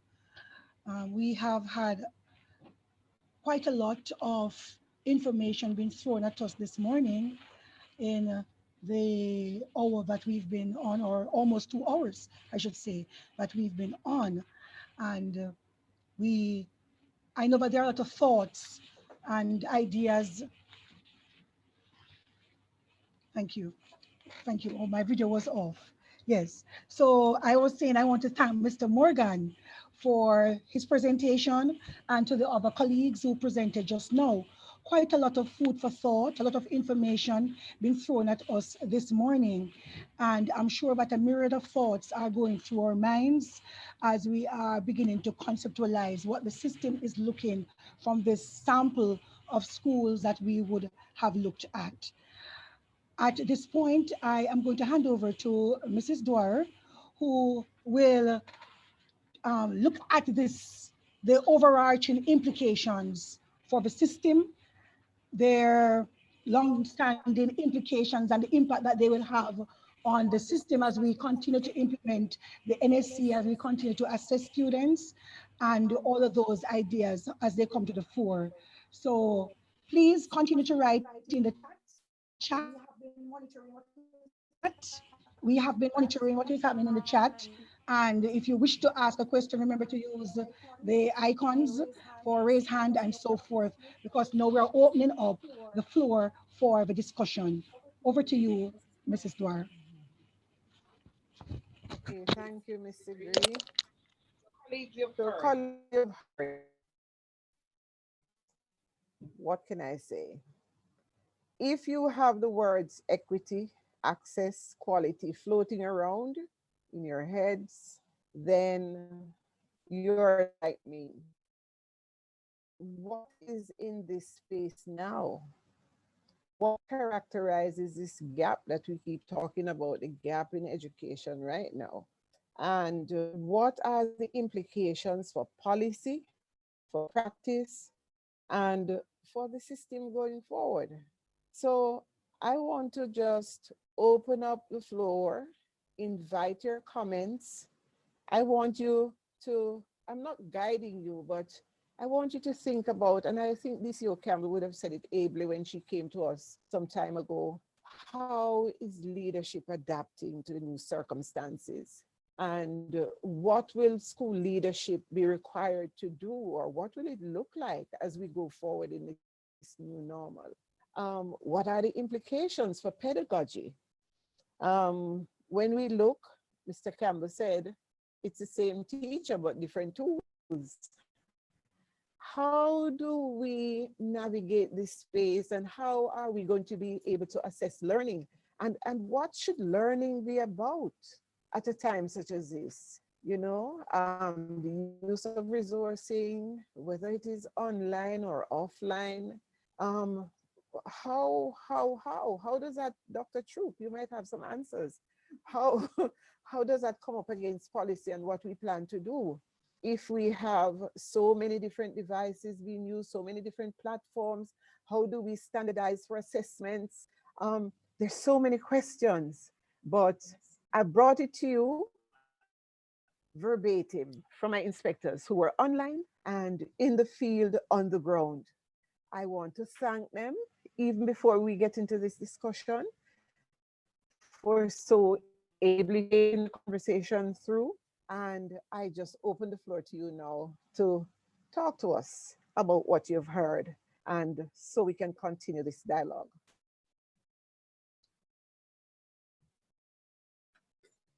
I'm going to invite you to use the raise hand feature. Dr. Gordon, are you there? I'm speaking to you from your boardroom.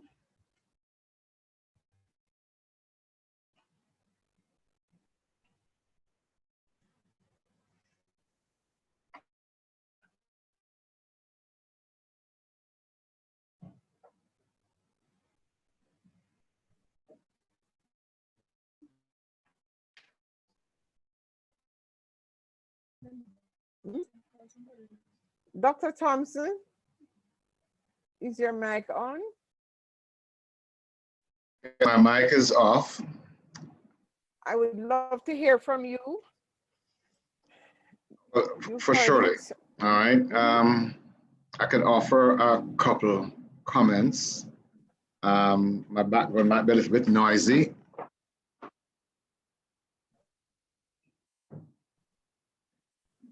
There are perhaps 3 or 4 reactions that I'd like to offer. Are you hearing me?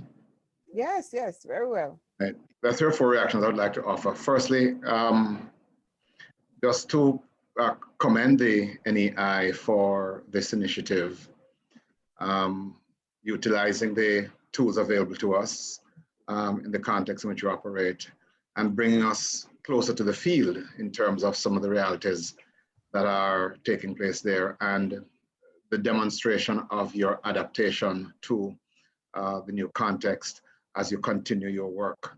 As I said in the chat earlier, one could have interpreted the context as requiring that we pause because we can't operate in this situation, and postpone inspections until the times are easier and more convenient. So I think the adaptation and the demonstration of the skills you have done in that is highly commendable. I think the other thing I think is worthy of note and really lays the basis for further work and research is the fact that you have revised your instruments. So it's not as though you then sought to nature has created a square hole and you have a round instrument and you still try to fit it on it. You have adapted the instruments.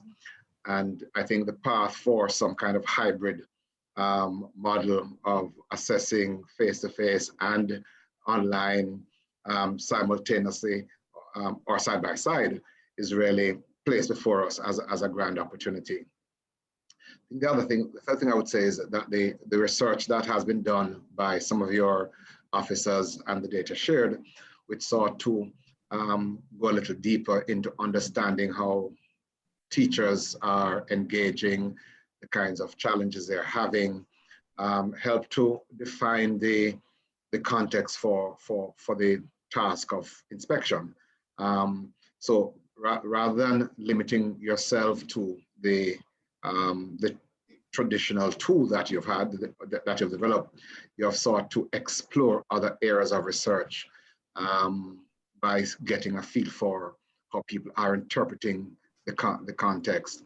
And what I found interesting was a kind of analysis that showed how students were, both students and teachers, were applying themselves and responding to the various changes in their realities, whether it is what you may want to call online protocols and manners, and the skills that teachers are able to engage across the space.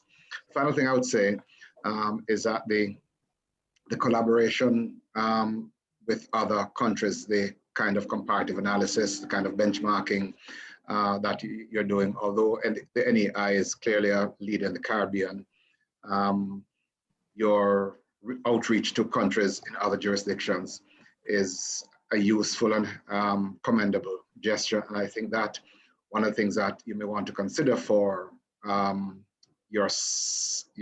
of your next conversations would be the inclusion of practitioners and policymakers from those contexts to hear how they have been engaging this reality. So those are my comments. Yes. Thank you very much, Dr. Thompson. I know the School of Ed is a permanent friend of the NEI. We have come to you several times and you've come to us. And Indeed. I'm very happy for how you have managed to get your students to be using the data that we pick up off the ground from the NEI. So we can continue to build a system that is based on our understanding, our local understandings of how education works in our context. So thank you. My pleasure. Mm-hmm. Dr. True. And thank you for the collaboration indeed, yes, and the valuable partnership that we have established. You're most welcome. Dr. True. Good afternoon. See, challenges on my side.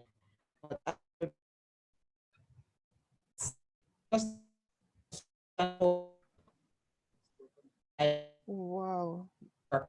That's done. It's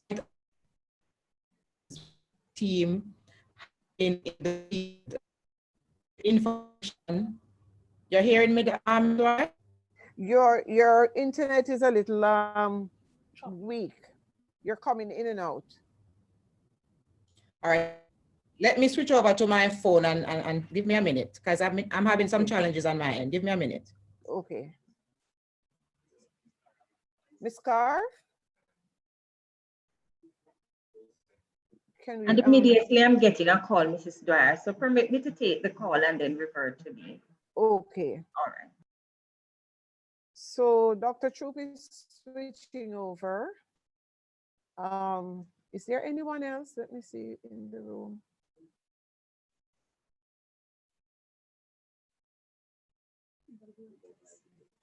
Any of my directors in the region? I'd love to hear from you. Region 4, Dr. Pinnock. Right. Are you hearing me now?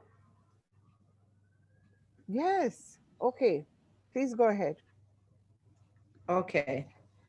So let me just pause to commend the team, Mrs. Dwyer, for the extensive work that is quite evident. I've been listening and I am just here saying to myself, this is just great confirmation for me, first and foremost, of the work that has been done by the school operations team.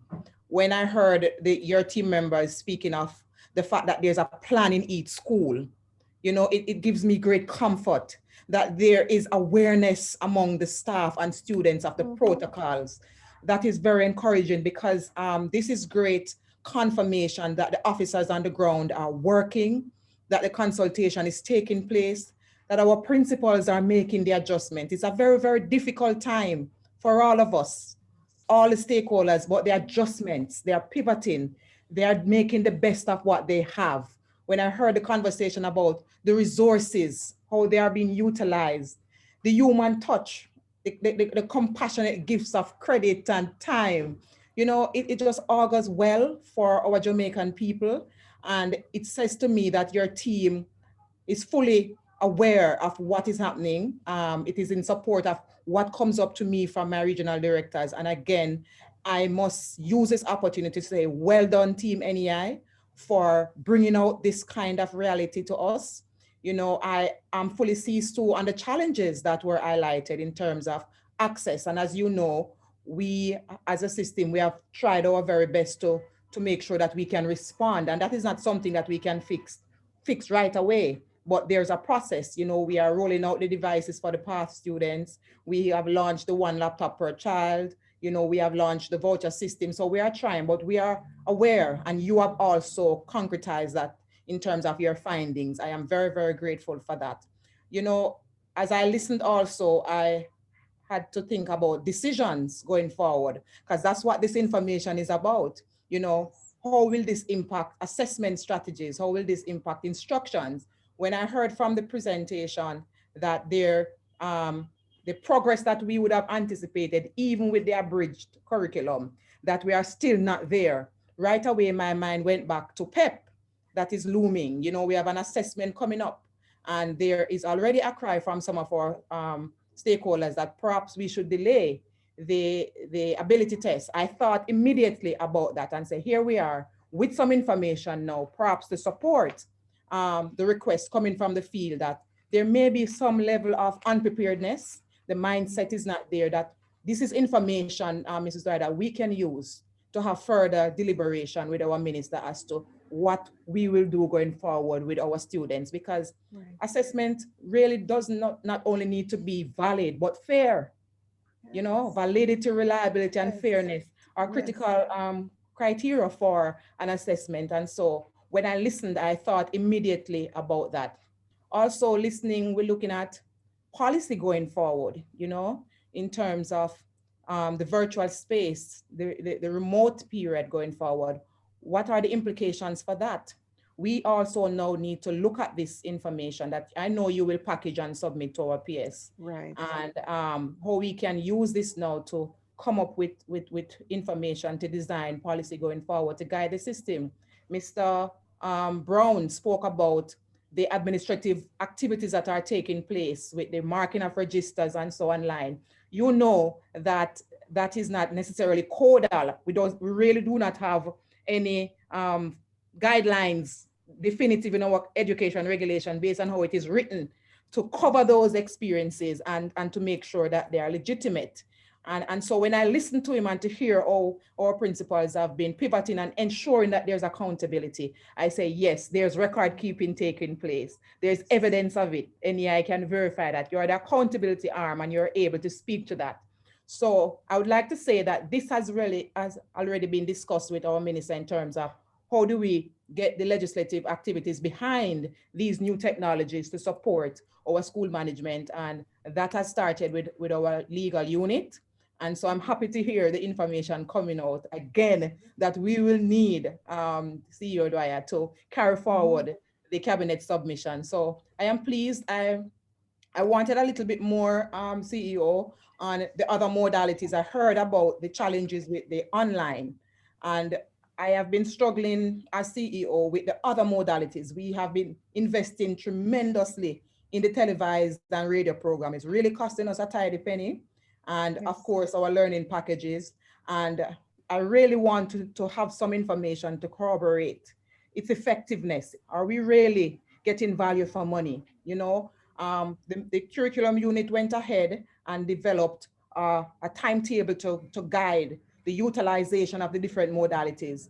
But we have not been able to say definitively that this kind of integration and mixed modality is taking place, which was also introduced to offset the challenges for the data, you know? Right. And then, so that is something I want a little bit more on, and if the team maybe can repackage it, they may have it, but they didn't say it.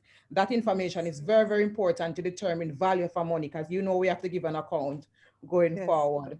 Also, as it relates to the data challenges, we'd love to know some of those schools that are experiencing those challenges where persons individually, right? So we would want to respond to that as well, and to check with our facilities, with the service providers of the reverse billing, because we really would not want a child to be choosing. I heard the example of a child choosing to determine which class they attend and which day. And it really touches my heart to know that that's a kind of negotiations that will have to be taking place when we can put something in place. So I'm very, very impressed with the findings, and I'm looking forward to see how we can utilize the information to support the system going forward. Well done to the team.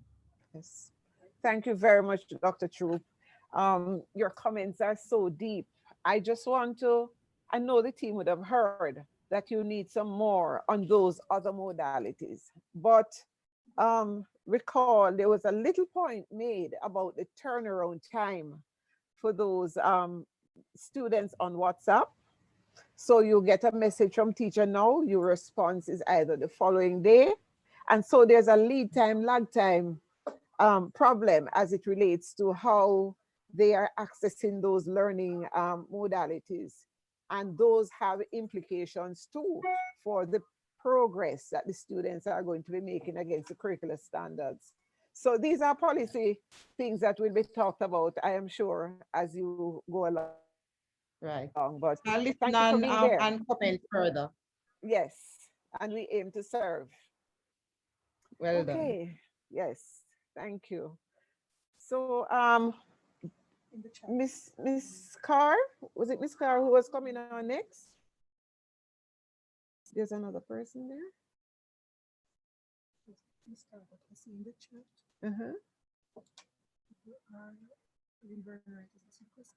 Mr. Wright, or is if Miss Carr is not available immediately, Mr. Wright, we're recognizing you. Yes, good afternoon, everyone. My comments are in the chat, but it was sort of privately addressed. I is just and it's an attempt to be helpful at it, but I figure it would have complemented something that was said. You know how teachers organize their Google platforms and for learning, you know, what's the structure of it and how helpful students found that. I would have maybe been assisted by that, because it's one of the things that I'm struggling with some of my teachers, to get them to understand that the asynchronous, especially at the secondary level, is something that is going to do some of the work to complement, you know, what it is that doesn't happen in the online platforms, in the synchronous platforms. So I was just trying to get some feedback on what that looked like, you know, what the teachers' virtual classroom space look like in terms of its friendliness and how it encourages. Okay. Well, don't say another word now. I'm going to allow Mr. Campbell to not just answer you, but to feedback to the audience. Good. Please go ahead, Mr. Campbell. You heard the question. What does it look like? Yes, thank you, Mrs. Dora. So in terms of let me address the matter of the asynchronous learning first. So I will give you a real example. We found in a school in Hanover, where while the class was happening, the students would have lost internet connection. But at the same time, the teacher would have posted the activities in Google Classroom so that whenever the students are able to, they can go there to either watch a video or respond to some activities that are posted there. So provisions are made for that kind of asynchronous activities learned to be taking place. The same thing with the WhatsApp. yesterday we were at a school in St. Thomas, and while the teacher was, there were only 2 students who were on that class, just 2. But the teacher had a class of maybe 8 or so, but only 2 were able to access at the time. So the teacher posted the videos, posted the worksheets. And so, because as was mentioned earlier, I think Mr. Donald mentioned, where there are instances where the students access the lessons only from the parents' phones. And so these parents are out at work, and the only time the students get to have any kind of interaction with what happened in the day is when the parents come home in the night. And so it's at that time that they go to access what was posted by the teacher. And also, it is also the same time that they respond to the teacher. And so you would find where teachers are now responding to students at 9 or 10 o'clock in the night. And so, yes, with regards to the kind of interactions, as we mentioned earlier, this is turning out to be quite beautiful. However, what we noted though is that the extent to which there's uptake, it's a varied picture. So, for instance, at St. Catherine High, they would have had over 80% of their students being online, right, using Google Classroom. While at another school, for instance, at Maypen Primary, it was just about 60%. And it is it is varied across the system. And so we found that where the interaction is concerned, because of the internet connectivity, this creates a kind of imbalance across the system. But if I could speak to the matter of the assessment, what this is also a very beautiful thing that we see emerging, because whereas in the live classes, some students would have slipped out of the crack or slipped through the crack because the teacher may not be able to reach to them at the time. But we found that feedback was immediate in some of these instances, except for where we mentioned a while ago, WhatsApp and the delay. So again, there is this kind of there are these diverse ways in which this is happening.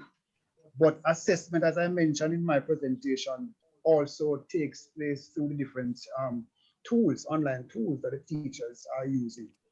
So the quizzes, the Kahoots and so on. Those are tools that are used. Funnily, I was having a conversation with my own son. He's in grade 5. And when I was thinking about those, how is it that they are making the interaction between themselves, students and teachers, he was able to talk to me about the different tools that the teachers use and how he himself is able to interact with them. And so even as the schools delve into these different tools, we find that assessment is continuous, it is ongoing, and there is some aspect of engagement that is still happening. The learning packages is also another tool. The learning kits, as was mentioned earlier too, some schools have a particular day when the students come back with those two packages that they would have gotten, those exercises, and they are vetted there and returned. I recall in Hanover we went to last week, there was a certain shop in the community that the school leaders leave the packages, students come to the shop and they collect and also return. Because of the limited access to internet, this has become one of the main modalities of engaging students and assessing their learning through the pandemic. Thank you, Mr. Campbell. I hope my audience is getting a sense of what's happening out there in virtual space. The inspectors invade the classrooms. They came back one day and reported that a student said, "Miss, there's a stranger in the room. We don't know this person with these initials." You know, the children are quite aware. And there's one standard joke we had. We were watching a lesson, and a student was seemingly not engaged at all. And sir said to her, "But why haven't you written down what I've said?" She says, "Sir, my screenshot here already."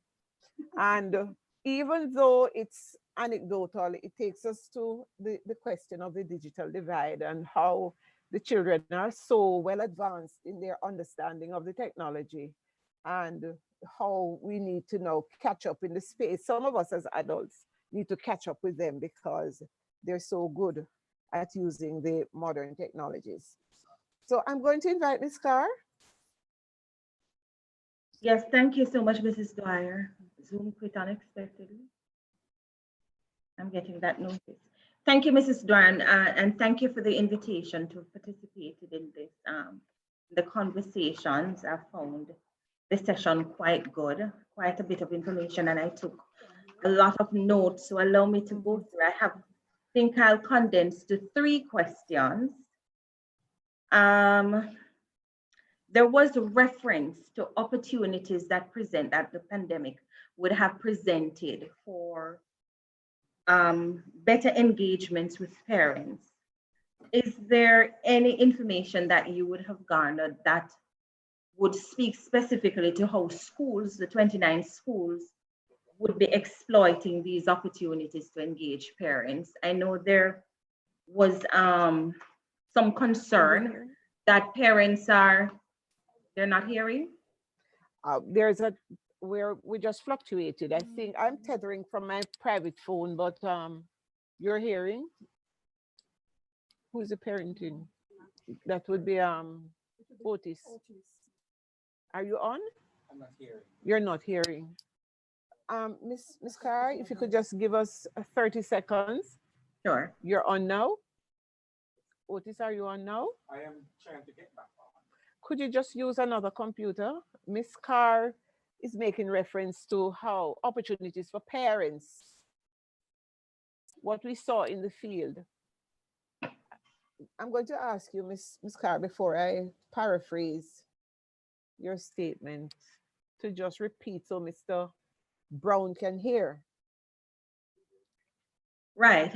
Right. So I'm asking, what opportunities have the schools revealed that they have? Well, what have they been exploiting the opportunities that have been presented by COVID-19 as it relates to engagements with parents? I know there was a concern that was highlighted, and we got those concerns too, that there were parents who were interfering with the assessment processes. We got those from the ground, and I actually had a call from one education officer to say, how can the commission help in this regard? What opportunities are there in terms of this time? How have they been exploiting those opportunities to ensure parents remain engaged? So that's one. In spaces where the children are most vulnerable, what we are finding is that the coping mechanisms of parents are very low, and they were low even before the pandemic. The pandemic might have made the coping mechanisms even lower. And as such, what we notice is that there is almost a sense that my child doesn't need to be in school. And these are in spaces where the children definitely, they're most vulnerable. They definitely need to be in school. My child is not the only one who is missing. He's not the only one who is going to be done, quote unquote, a word I don't like at all. And we really have been trying to target those persons in those spaces to try to see how we can retrain and have other conversations with them to show what the repercussions will be for those children who remain out. What I didn't hear, I might have missed it, was among the 25 schools, were there any efforts that the schools were employing to reach these students? And how successful, if any successes at all? And were those efforts? And the third, I was particularly intrigued with the notion that there were children who were deciding to attend particular classes as opposed to other classes. And for me, maybe I'm a radical, I don't know, but this presents some opportunities too. I think it would be useful to find out why were they choosing some classes over others. I think the thing that quickly comes to mind would be to say maybe it's access to the internet services, but it could be other reasons. And it would be good to hear, why are you choosing some classes as opposed to other classes? Could it be interest propensities? Does this present an opportunity to even further customize or deliver to students what's going on? So those are, I think I'm going to stop there because I don't want to hog the time, but I do have other questions. It really has been good. It's been intriguing. Thank you very much. I'll hand you over to Mr. Brown, who will take your question on parenting. Yes. Good day to you, Ms. Carr. Well, I like to see the gentleman to whom I speak. Come on camera, Mr. Brown. I'm right on camera. I'm not seeing. Thank you. Oh, that's you. Yes. Yes. Thank you. All right, Ms. Carr, as it concerns the involvement of the parents, a number of schools have taken steps to make sure parents and guardians are involved in what's happening in the virtual environment, particularly because classes are being attended mostly from home. What you have found is that, for example, the latest example we can give is a school in St. Elizabeth that we inspected yesterday. This institution by the name of St. Albans Primary School. What that institution has done, for example, is to call parents in to a meeting, of course, observing the COVID-19 protocols. And they listen to the issues that they are experiencing.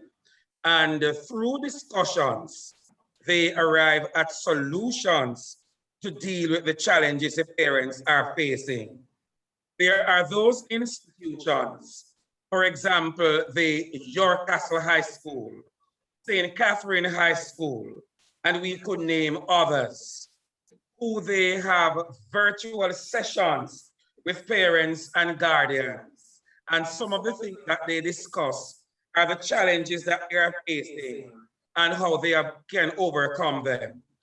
As it concerns the interference of the parents in the online sessions and, for example, helping children with answers during assessment sessions, schools have been appealing to the ethical side of our parents and guardians, helping them to understand that in the long run, if this becomes a norm with them, helping their children, it will redound to the children's, it's a disadvantage to the children in the long run.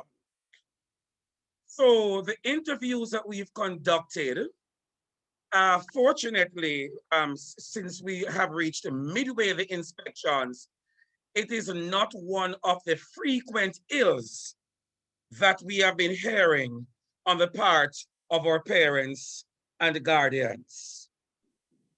Coping mechanisms. Yes, in the beginning, a number of parents were having issues coping. And during interviews, they'll tell you that up front, they were not trained as teachers. And so they're having difficulties helping their children. The guidance counselors in our schools, a number of them, have been trying their best to conduct sessions with the parents to assist them in treating with the emotional issues that they as parents are experiencing, as well as those emotional issues that the children too are experiencing.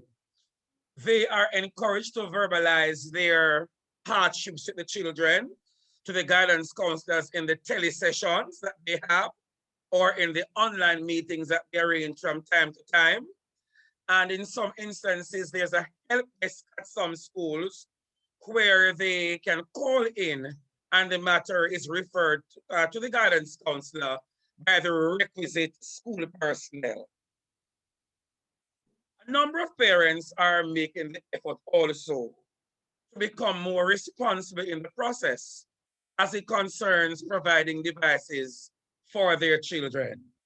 There have been instances where parents have given their smartphones to children totally and have made the effort to access what we call the bangers, cheaper phones, so that their children can access online classes to advance their education. Where it concerns children deciding on what classes to attend, I'd like to put that into context. Let's take, for example, that decision largely is not made only by the children themselves. We went to a school in Kingston, Clancarthy Primary School, some weeks ago. And the parents will tell you that they do not have the money to provide the data to facilitate all these online teaching sessions. And so what they do, they tend to focus on the core subjects, mathematics, for example, English language, and the sciences. So what they do now is to say physical education, for example, an aesthetic subject, may not be one of those subjects that they need to access so frequently. And so they want to give the data use to those other subjects. But this is not all a disadvantage. What it has done to some schools is to help them to further prioritize timetabling of sessions. And so you find that they are increasing time for English language, mathematics, and some of the others that we would consider to be core subjects.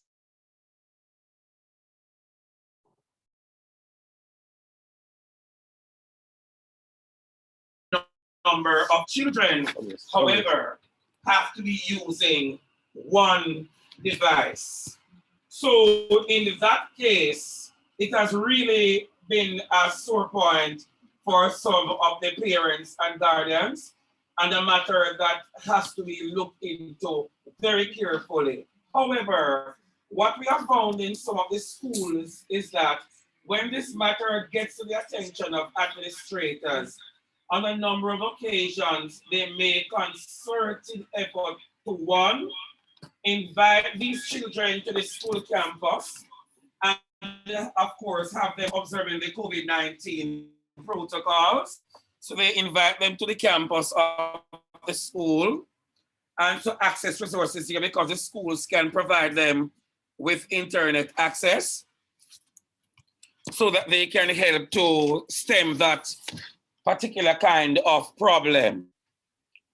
And the students too will tell you that it is not just that they want to miss particular classes, but it is that the data issues that their parents are having as it concerns the money to provide the data is really, really a serious matter, a cause for concern.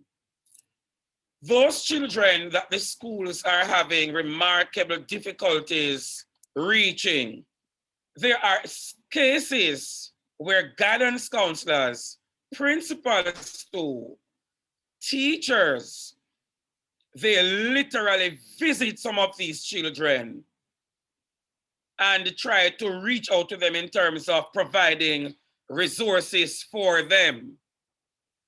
In one instance, in a school that in St. Elizabeth, Hopewell Primary School, the chairman of the board of management of that institution and a few other persons from the school open up their homes to children who live nearby them, who live near to them, and are not accessing education so that they can access their learning. So much is being done in some of these areas. I hope I've answered. Thank you, Mr. Pearl.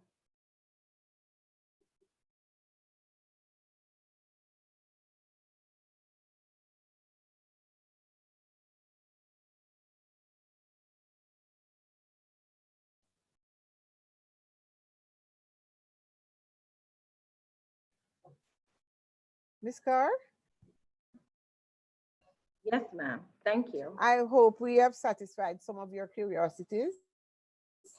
And we are open, as you know, to providing more data and to collaborate with the Parenting Support Commission to see how best we can help to create synergies between the work that we do. I believe one of the points you raised that is very, very important is the whole matter of, refers to the whole matter of student agency, because indeed it could be a problem with data, but also if students are really choosing what they want to do and parents are doing the same, then the matter of agency is now coming to the fore. And we need to look at that, because in some schools, they're really only offering the core subjects, what we call the core subjects. And so this is an area for further exploration, I believe. So it's an excellent point. Thank you. I concur. Thanks very much. Michelle Pinnock? Dr. Pinnock?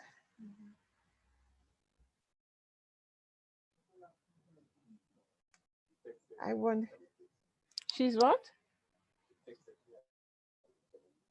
Oh, she has problems with her internet? Oh, Dr. Pinnock, can you hear us now? Is there anyone else? Anyone here from JTA? Dr. Mark Nicely, were you online?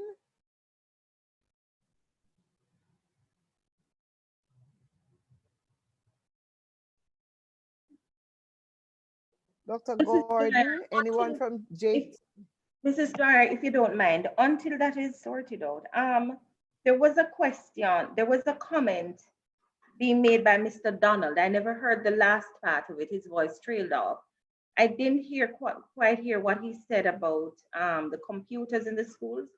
He did say that in some schools there are computers, but I didn't hear what he said about whether or not the staff, they were using them. What was the issue? He said there was something he said, but his voice trailed off, and I thought that was important for me to get. Okay. So Mr. Donald has left the room temporarily. Mr. Campbell will fill in for him. So Mr. Campbell, please go ahead.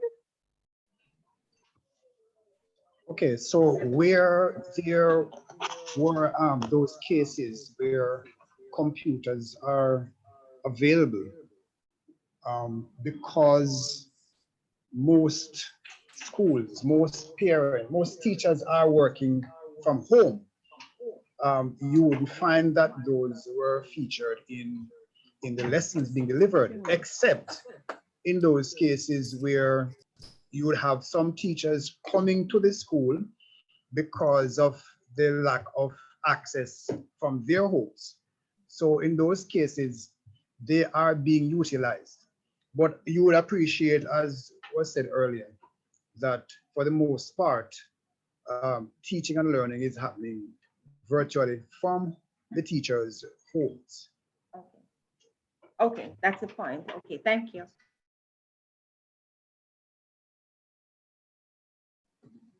As a support to that, Ms. Carr, I want you to know, it might have been mentioned, but I don't recall hearing it, where they're using the WhatsApp groups. Some teachers have had to come to school. We saw a primary school recently where teachers came to school and sat in one room on their phones using WhatsApp as a means of getting through to our students. So they would put in little snippets of lessons and instructions, and they send those out to their students, and the students are able to respond, and the teachers put on the work and so on. So there's like almost like a center, as it were, with teachers sitting in one area, and the work emanates from there out to the students and back. where the Wi-Fi is strongest in the school. So in a way, it speaks to creativity and innovation, but it also highlights some of the challenges that our teachers are facing as it relates to getting across to their students. I see Olivine Evans from Region 5. I'm so happy to have the regional people here. Olivine, do you want to say anything? Patricia Horton, Tanya, Marsh Harris, Allison, Cook, Solomon, would you like to come in? Thank you, Mrs. Dwyer. I want to thank you for the opportunity to just listen in on this presentation, because we at the Jamaica Teaching Council believe in making decisions and making our programs targeted based on the data, and the data has been very helpful. We are so pleased to hear of the use of the Google Classroom and all the tools that we have trained. It was exhaustive, but it is data like this that really empowers us. We also listened, and I heard about the feedback, providing feedback. And one of our latest initiatives is pages and infographic that we are putting out. And immediately I'm thinking that I need to put out an infographic on how the teachers can provide greater feedback during remote learning. So, the data has been really, really, really good. Also, I would really love to know how, the teachers are managing. We have also launched psychosocial support for teachers, and based on what the teachers were saying in many of our training rooms. So that would be good to capture too. I know they say a lot, but, we'll see if the signing up and the actual participation in the support groups, and we are also using that group to do some more research on. So I look forward to continued work with the NEI to get the data to deliver the programs that the teachers need. Thank you. Okay. So thank you for your comment. If I may just feed into what you said about how the teachers are feeling and the psychosocial care that is needed, I would just like to share with you, we had a group of about over 60 principals. We met with them, and if that was anything to go by, we got a first-hand sense of the level of anxieties out there in the space. It ended up, yes, we probably communicated with them very badly at first, and they were worried about their inspections, but our conversations evolved to the point where they talked about their own personal fears about getting back into classrooms, having to move around in the system, having to be creative and so on, while they're not aware of how the pandemic will treat them as persons. And even the fact that they have had to take on the burdens of some of the illnesses in families of their teachers and the students, and the kinds of depressions and so on. So there is a big space for what this kind of psychosocial intervention that is going to be done on their behalf. I do believe we ended up in a prayer session almost, because some principals cried. I almost cried, just a little bit. But it's true, the pressures are really great. And so this kind of support is needed out there, because there are anxieties. So yes, we'll continue to work and provide the data as best as possible to help you in whatever it is that you're going to do to support the system. Absolutely. E. Riley? Did I see a hand? Yes, good afternoon. Hello, good afternoon. Good afternoon. Everett Riley here from Region 4. Hello, Mr. Riley. Yes, I'd like to just add my thanks to the team for, I would call it a research, for excellent research findings on what's happening in the system. It speaks a lot to, the commitment of both education officers and, more importantly, the teachers and the school leaders out there in the system. Yes. And it speaks also a lot to the renewed energies of the parents and other stakeholders in education in Jamaica. Now, much of my reaction would have been captured already in the comments made by the other participants in this meeting. But I have to go back to my roots, my TVET roots. And I heard some comment, paraphrasing about the situation posing a threat to the NSC and its implementation. But to me, I more see an opportunity in terms of the design and the intent of the NSC. And I can recall while operating as a TVET officer, there was one aspect of teaching and learning that was never, in my opinion, explored enough. And that is the aspect of the blending of the technology in terms of the big what if. And the what if came. What if we had a situation in which we really couldn't meet face to face? What if we had a situation in which a child falls ill for a number of days, but his or her education needs to go on still? So these are the big what if questions, and I see where they're being creatively answered. And for me now, for us all, I should say, in education, I am looking at the opportunities being presented here now to explore how we can better able to counter the what if in terms of teaching the physical skills to the students in a virtual way. So I'm seeing where we need to start exploring as a nation some of those simulation technologies, right? And the need not to just encourage parents to get tablets, but to encourage parents to get apps. And these are usually paid apps that offers high-level simulation exercises for students, that offers simulation exercises that are almost as if touching the real thing. The last one I looked at was a welding simulation, and it was amazing. It was amazing. It's as if the student could weld online, and in the reality, the student would be able to do what they're doing online, almost as if they're doing it for real. So for me, I'm seeing opportunities, and I hope we all are seeing the same thing as it relates to TVET instruction and learning in TVET in this modality.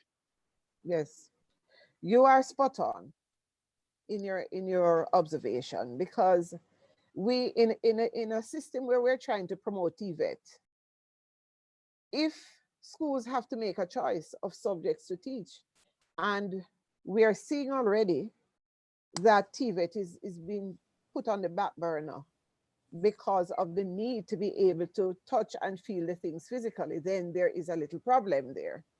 So you are right. The opportunity now is to create those apps or whatever it is that it is, integrating the technology with the teaching of TVET so we can continue to promote it while we stay in the online area. So that's excellent. And I want that to be pursued, because we're already seeing where TVET, the cooking and the welding and the woodwork craft and all of those things are not getting the kind of attention. Agriculture, business, agriculture and music, and so on. Right.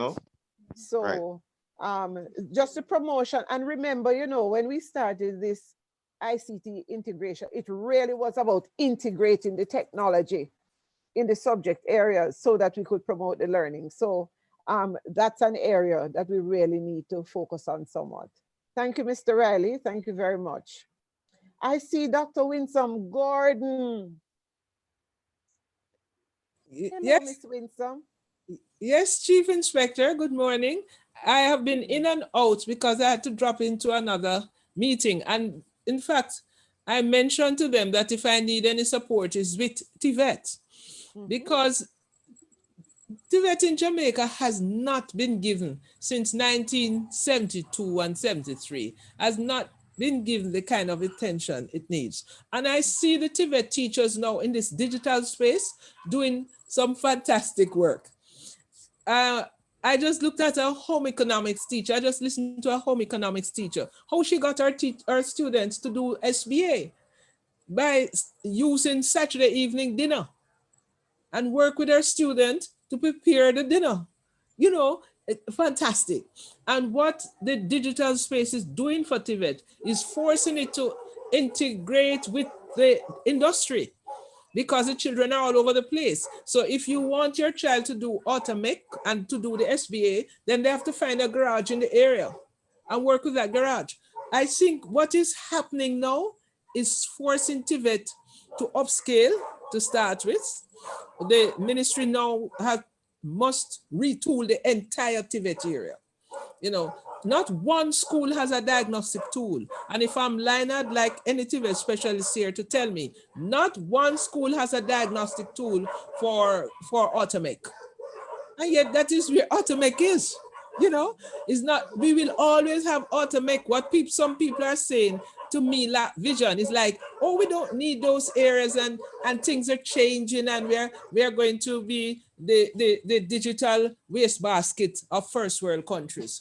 We cannot allow that to happen to us. We want to be truly not vulnerable to first world countries. And the only way we're going to do that is to build our TVET programs to reduce the dependence on these first world countries. And there are some things that they will put out that we won't take because we challenge our children. Look, our children are on games.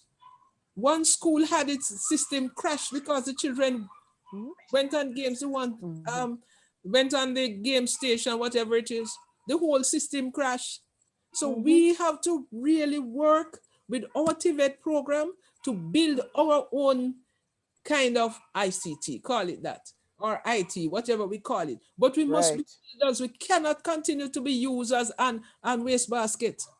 So TVET needs a lot of attention, you know. So we are building structures, we are building knowledge, we're not taking plastic and put together and say we're building robots. You know, ladies and gentlemen, don't let me get off on TVET here, because right now, TVET needs a lot of attention in terms of financial supporters and in terms of how our children are ready to benefit from the opportunities in the digital space. So, Dr. Gordon, Inspector, I agree with you. I support you. Thank you very much, Dr. Gordon. You know, this session would not have been complete without your voice. Listen, you are right.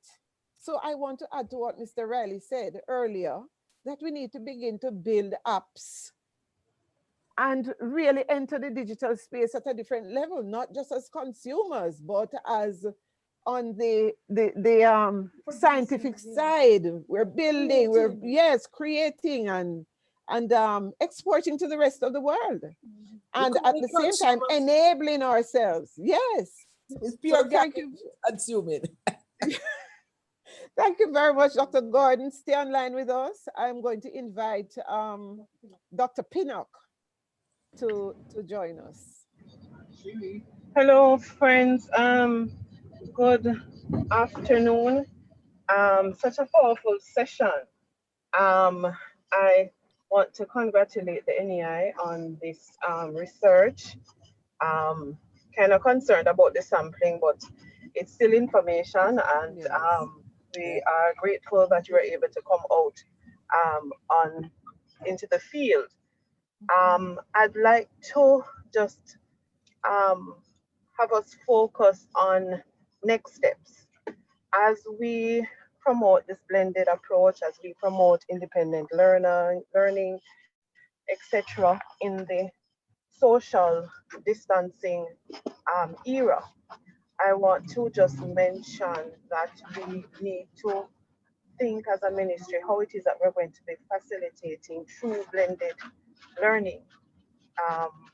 We have where classes have had to be split in two, teachers have to be teaching half of the class, and we would love for them to be facilitating online learning and face-to-face simultaneously. So can we have some conversations on some of the resources, for example, recording devices in our classrooms?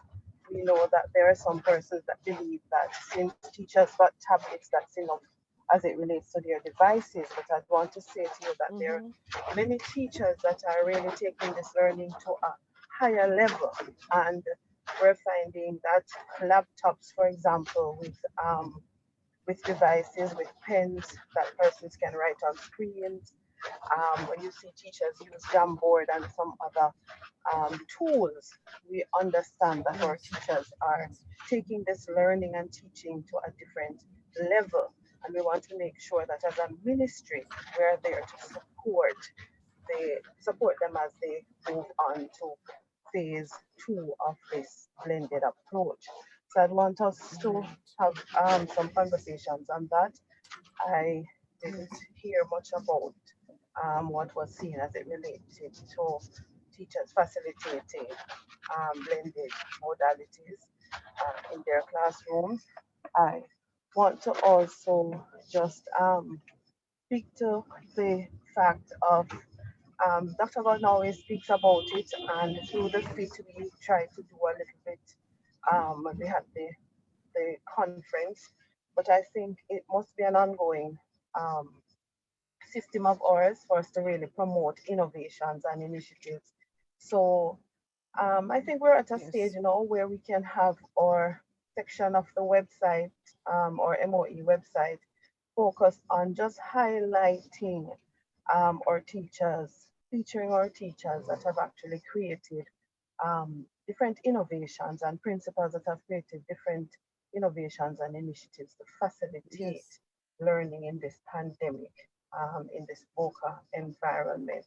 So I would just like to say to us congratulations, and I'd like to have us really have another conversation such as this that would focus now on how do we facilitate this blended learning, and how is it that we can also facilitate the promotion of independent learning? What resources will we provide?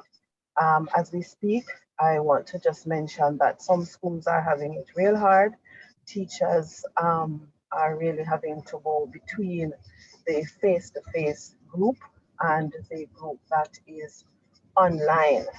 And so if it is that we can look at some of the resources to reduce the stress, reduce the pressure, and to ensure that we have the same quality across both groups.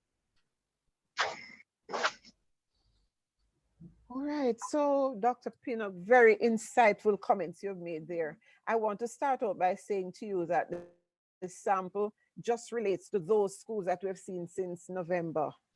But it's what's emerging from the field. We don't know if by the end of the year it's going to be the same way, but we thought we'd just give you a taste of what's happening out there. I know it's been a silent space for some time and people are in their corners struggling with their own local problems.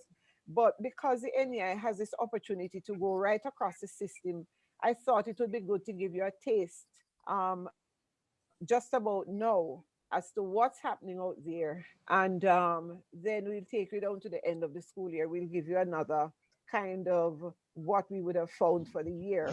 So that okay, relates to the sample, but I appreciate that comment, Mrs. Duarte. Just that when the session started, it was as if this was now a special research that was done at the sampling. So I'm happy to know that it's really just you giving us an insight into the schools that you had on your schedule. I really appreciate that comment. Right. Let's make sure that we have that clear so that persons don't believe that it was a sampling for this conversation. Right. So we wanted, this is an initiative where we want you to walk with us because it's new for us too. It's the first in Jamaica we're having inspectors online, and you can well imagine if you were on this side of the room, I would tell you the anecdotes when the inspectors get into the room, the kinds of problems and so on. But we're there and we've had to retrain our entire staff and so on. So it's new for us, but we wanted you to walk with us on this journey and to benchmark what's happening along the way so that when we emerge from the pandemic, there'll be something on record to show how we coped as a country, what education has become. And we know that there'll be some casualties, but we know also that there'll be some things that are promoted and elevated at the end of this journey. But I just wanted you to be there with us. So that's why we've created this opportunity as an interim one, and we will continue to speak. I like your suggestion about us having another talk about how the ministry is going to be supporting those teachers who are straddling the approaches. you know, we would have shown a little video at the beginning where you saw at one teacher with 2 cell phones, plus a laptop, or was it a tablet, just trying to make sure that she was reaching out to all her students. But the ministry will have to come in at certain points to see what can be done to really help our teachers along as they continue to serve the children in all these varying ways. So I believe if Miss Campbell is online and she wants to speak to that very briefly, but I believe it is something that we could have in a session all by itself. Miss Campbell, Dr. Gordon? Yes, yes, Chief. I would like to react to a statement of Dr. Pinnock about the blended learning, because this pandemic is providing the Ministry of Education an opportunity that it needs to get the Prime Minister to borrow the money and satisfy. Blended learning can work, and it would be less expensive in terms of spacing children, because we don't know how long this pandemic is going to last, but it should have lasting changes. The cameras in the classroom are not expensive. And Chief, I know you're going to write a report somehow. I'd like you to put it in your report. That if we want effective blended learning, and we want to space our children, and we want to give parents opportunity to make choices, now is the time to put cameras in all our classrooms. And they're not that expensive. We need to add up how much it's going to cost and make a proposal to the Honorable Prime Minister, because he may have to borrow the money to do it. And that's fine. We pay for spend another 20, 30 years of our lives paying back. But the benefit of having the cameras in the classroom and the teachers having their computers, and they can teach the children in the classroom as well as the children at home, that will be an enormous benefit. Also, when you have excellent physics teachers and excellent chemistry teachers, these teachers can deliver the lesson and other teachers work with the children and do the follow-up. So it is an opportunity for us now to get those cameras into the classroom. If we don't put the cameras in the classroom now, in this hiatus created by the pandemic, it's not going to happen. So we need to, in this report, state very clearly to our leadership that it is an opportunity that we must grab and we must run with it, or grasp if you're English, and we must run with it and ensure that before the pandemic ends, all the classrooms have cameras. Thank you, Dr. G. I know if this suggestion had come up at another time, people would be talking about privacy. Exactly. But I note very carefully that teachers are willingly, and students are willingly, and parents are willingly using cameras to capture, to record, and to revisit, to support the learning process. So thank you for that contribution. And blended learning now can be a reality, because teachers in a classroom in the 4 walls, and teachers in a classroom without walls. Thank you. It also speaks to teacher-pupil ratio, Dr. Gordon, which can be a subject of our other conversation, because when one teacher can now take on 200 students and 100 students, and it doesn't matter what school they're attending, what matters is the concept that they're teaching and the exercises that they're given. And so there are many, many opportunities and many changes that will come to the system as a result of what's happening now. And appraisal, Dr. Gordon. Somebody mentioned the appraisal? Yes, but I'm not sure who was Dr. Pinnock, or her internet is bad. It was Dr. Pinnock who mentioned it. But Dr. Gordon, do you want to just speak to that briefly? Because we still have 31 persons online. Yes. The appraisal is out officially. Yes. And schools are expected to follow the appraisal. We have had some discussions with the Jamaica Teachers Association concerning an example of a scripture that we had sent out. We have made the amendments to that example, But what we have done as JTC, we have collected other examples of descriptors. Some of them are excellent. And we are going to be putting those examples on our website. In fact, George's and a team of teachers, principals here in Kingston, they have come up with their descriptors. In Manchester High, Cumberland, Holy Childhood, I could go and tell you a number of schools that have really worked on the dialogue to come up with the descriptors. Now, very often when principals are saying to you, they don't know what the descriptors and how to do it, it is to avoid the dialogue with the teachers. It's to avoid saying to teachers, this is what we expect of you, and this is how these are the resources we have available for you to do it.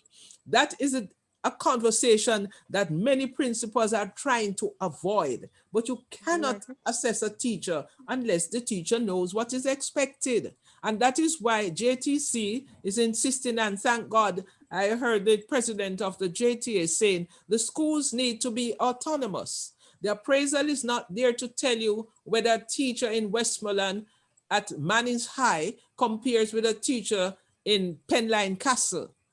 That's not the purpose of the appraisal. The purpose of the appraisal is to help teachers to be effective where they are and in the context in which they exist. And so I am happy that I have resisted this national descriptor, which would be inutile. The present one is inutile, sorry, is not useful. And so I am happy that now I have the support to say, schools, work with your teachers, identify the learning experiences of your students, what resources you have, how you're going to go about that, track the performance of your students. And so at the end of the year, we have the descriptors against which we'll appraise you in our school. So every school should be held accountable for its outcomes, and every teacher should understand his or her role in achieving those outcomes. So what we are trying to do is to move teaching and learning to outcomes based. Children ought to learn. That's why they come to school. And so the appraisal is geared towards that.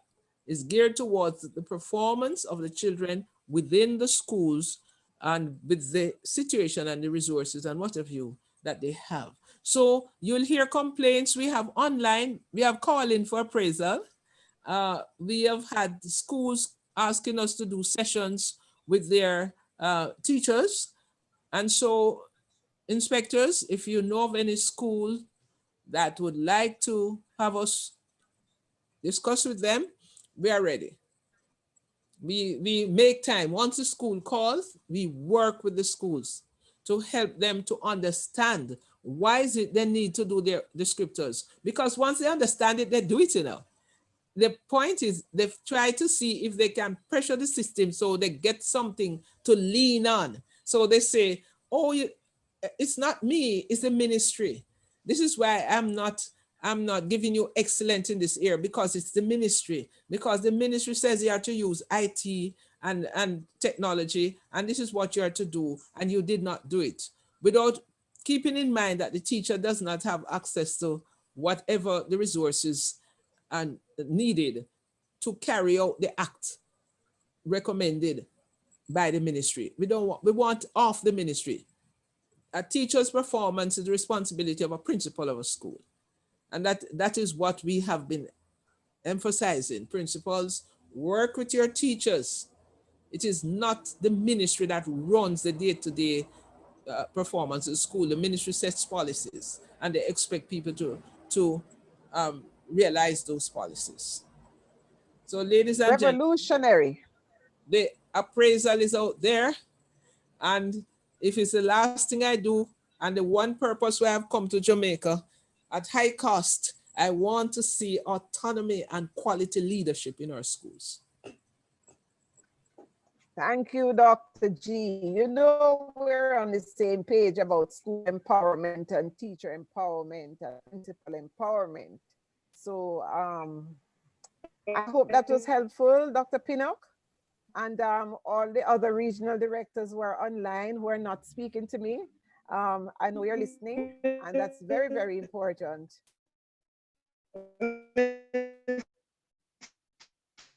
Go ahead, Dr. Peanut.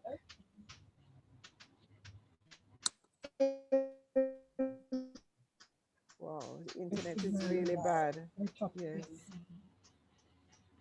Okay. Was I there another understand hand my up? host has turned off my video. Oh dear. What happened? Yes, my host turned off my Sorry, video. Dr. Gordon, that was an No, accident. I was just texting you. Sorry. it was an accident. Okay. All right. Were there any other hands up? All right. Dr. Pino? So did she have a question, Dr. Pino? Dr. Pino? We're on the wrap up now, though, because we promised you that we would finish at 1 o'clock. We understand the issue of internet fatigue. And when it comes to the matter of education, we could go on and on and on and on. But I believe that we have sufficiently stimulated your thoughts about what's happening now, not just based on anecdotes floating out there in the system, but on real empirical work carried out by the inspectors in the field. I am totally impressed by your sustained presence. People have come, they have stayed, they have listened, and the remarks and comments are very insightful. And just the idea being expressed that we should have this again is really a good thing. So I want to thank my team of inspectors. You've seen them. Dr. Gordon, did you take their pictures?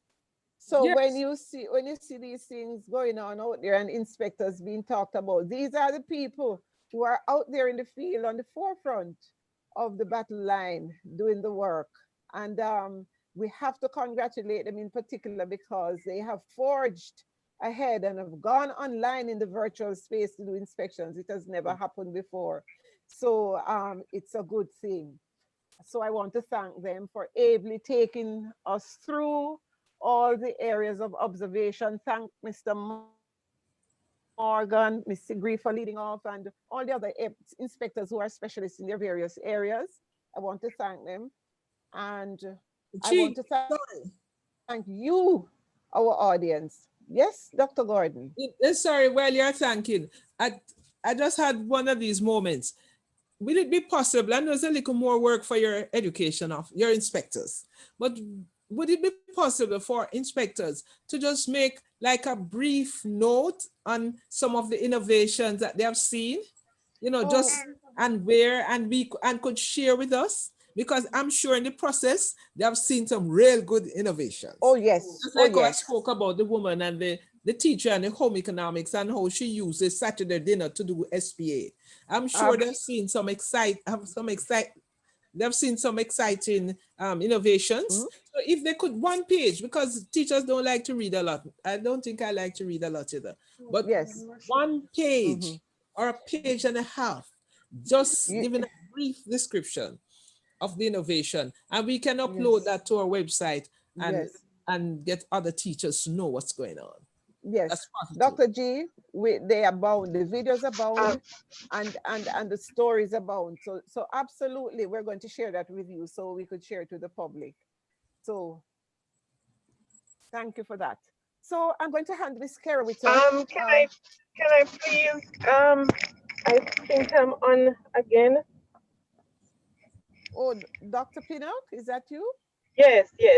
Let me just say quickly, the internet is really giving us a warm time. It's that time of day that we have our issues here in the West.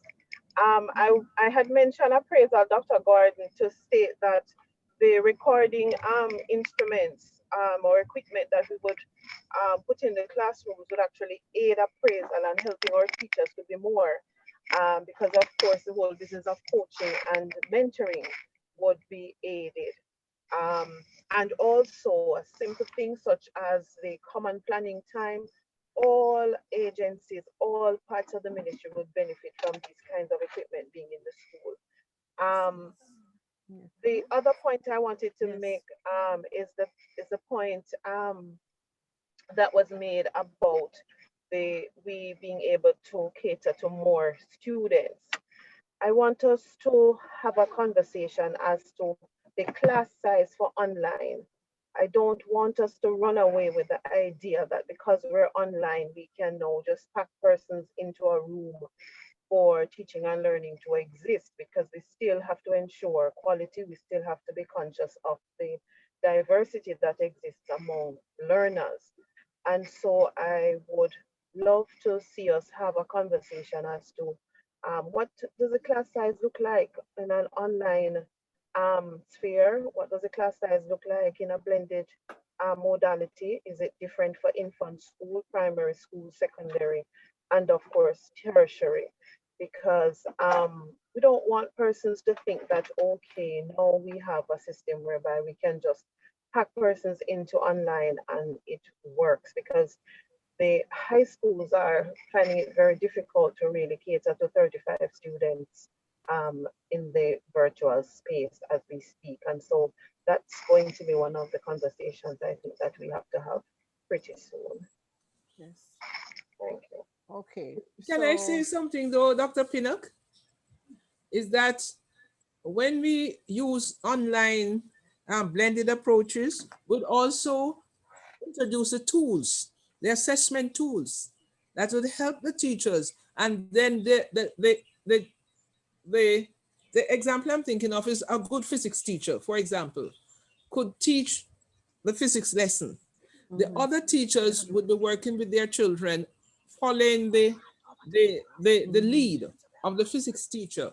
And then online would be the assessment tools would be online tools as well. And the lessons would be marked and so on. And then we would have to have a paradigm shift from the pass and fail to standards of achievement. So a child can do an exam over and over and over until the child achieves the 80% or the 90% in that area.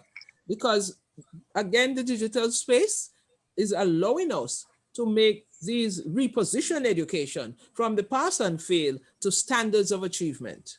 And so I'm agreeing with you that the classes, they can't be just big classes without partnerships and support and so on. I would need to map those classes. But I also think it's an opportunity for your best teachers to teach, and in some areas and in some subjects and in some topics, and the children to all benefit from the best of the system. So definitely. I agree that the classes definitely tutorials can be wantonly big, but tutorials. Yes. Wow, this is an excellent point.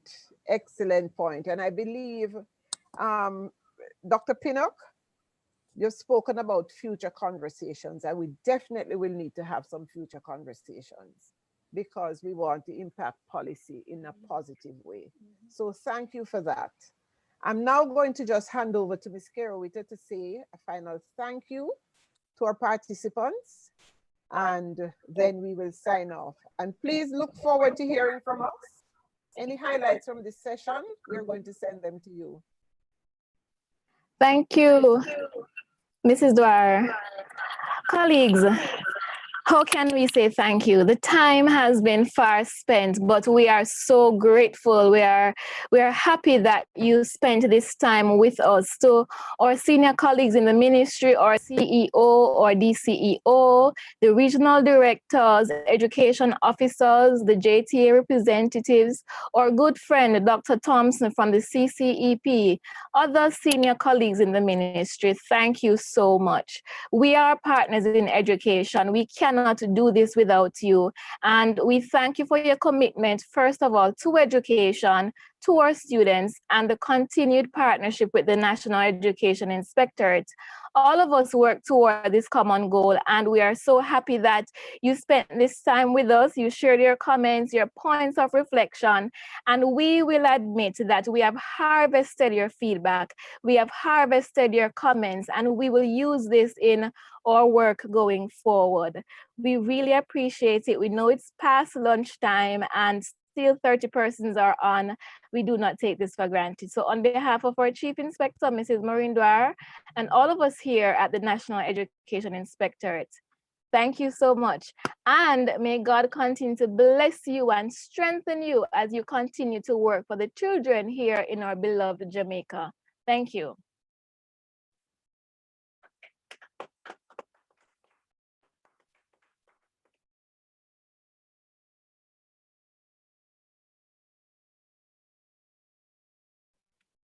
So